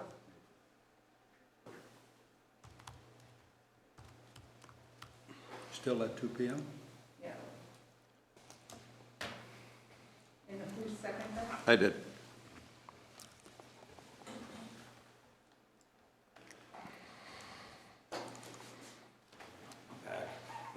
Wait a minute, Sean, we got a motion here. Okay. Okay, all in favor of that motion? Aye. Aye. Opposed? Motion carries. Okay, And just to be done, but we need to get this done. Everybody out here, business, we need to know what's going on. It's time. yeah. No more extensions, none of this stuff. It's either gonna get done now, September, whenever. This is what it's gonna cost, it's free, it's this, it needs to be done. No more extensions, you guys already know what you wanna do. Yep. Okay, thanks, Sean. Oh, yeah, we got somebody on Zoom. Just a second, Pat. They've been sitting up there. Who is it? Josh? That doesn't look Hi, like thank Josh. you. Hello? Yeah, there you go. Thank you for taking my comments over Zoom. I work at Camp Knutson over on Manhattan Point Boulevard, and I just wanted to, I guess, a little bit more clarification on Chip's comments earlier about response times being extended into the summer or whenever that phase 2 begins. We build our business off of serving medically fragile individuals, and a lot of the parents and nonprofit leaders trust us, to be able to have that response time intact because they trust, the city of Cross Lake to be able to respond when something happens out at camp. So if emergency vehicles aren't able to get through phase 2, that would nearly triple the response time if my math was correct. So I'd like a little bit more clarification on that. And as someone who lives on West Shore Drive, I'd like to echo the concerns that people have brought up today for that. Thanks, Josh. Chip? Josh, to answer your question a little bit better, obviously we have first responders or our firefighters respond in their own personal vehicles. I'd say about 40% of the time North Memorial responds to our area from Pine River anyway, because our Cross Lake rig is out of town. Like I said, we're gonna work with Phil and the group to make sure we can have hopefully can have a easement or whatever you want to call it, a little road, so during phase 2 that we can get through there, especially the ambulance. I did have a conversation with the ambulance service to make sure that they're aware of what's going on. So we'll do the best we can. I don't think it's going to delay us that much. I just think the rerouting of the certain days, there might only be a week or two where we may not have direct access to 66 to get out.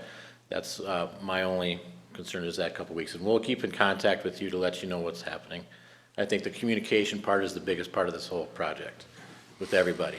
And I just want to make a comment on everybody trying to push it back to the fall. I agree with you, but on the emergency services side, our busiest time of the year is August, September, October. May and June is very slow for us, just so you know. Not saying that it's not a good time, but I'm just letting you know that it's busier in the fall. Thank you, Chip. Just to clarify too, when I say 65 working days, that's what we think it takes, 60 to 65 working days to build this entire project. And 60 to 65 working days is still like 3 months because weekends are taken out of the loop. So August, September doesn't work. It's not enough time. July, August, September potentially works. The county has desires to have their paving done, in the middle of October, so. Let's wrap this up, folks. We're all burned out. I hope that the council approaches you in the meantime and tries to do exactly what you asked them to do, come and talk to us. I think that would help. Can I just say one more thing? I'm sorry. We need those signs fixed right away. If this truly is gonna happen and affect our summer season, the signs need to be fixed immediately. There needs to be a sign out there that says this road will be open up to whatever. And I it will think be- message board signs are good. We'll add a message board sign. But so you're on that, you hear them and you're on that? Yeah. I think our public works I won't be guys, today, though. our public works guys could probably help out with that. Yeah, you know, whatever, but let's all, we spend time, let's do this, we'll bring it up here next week. Hopefully we'll get it figured out. I make a motion to close the meeting. Second. All in favor? Thank you all for coming.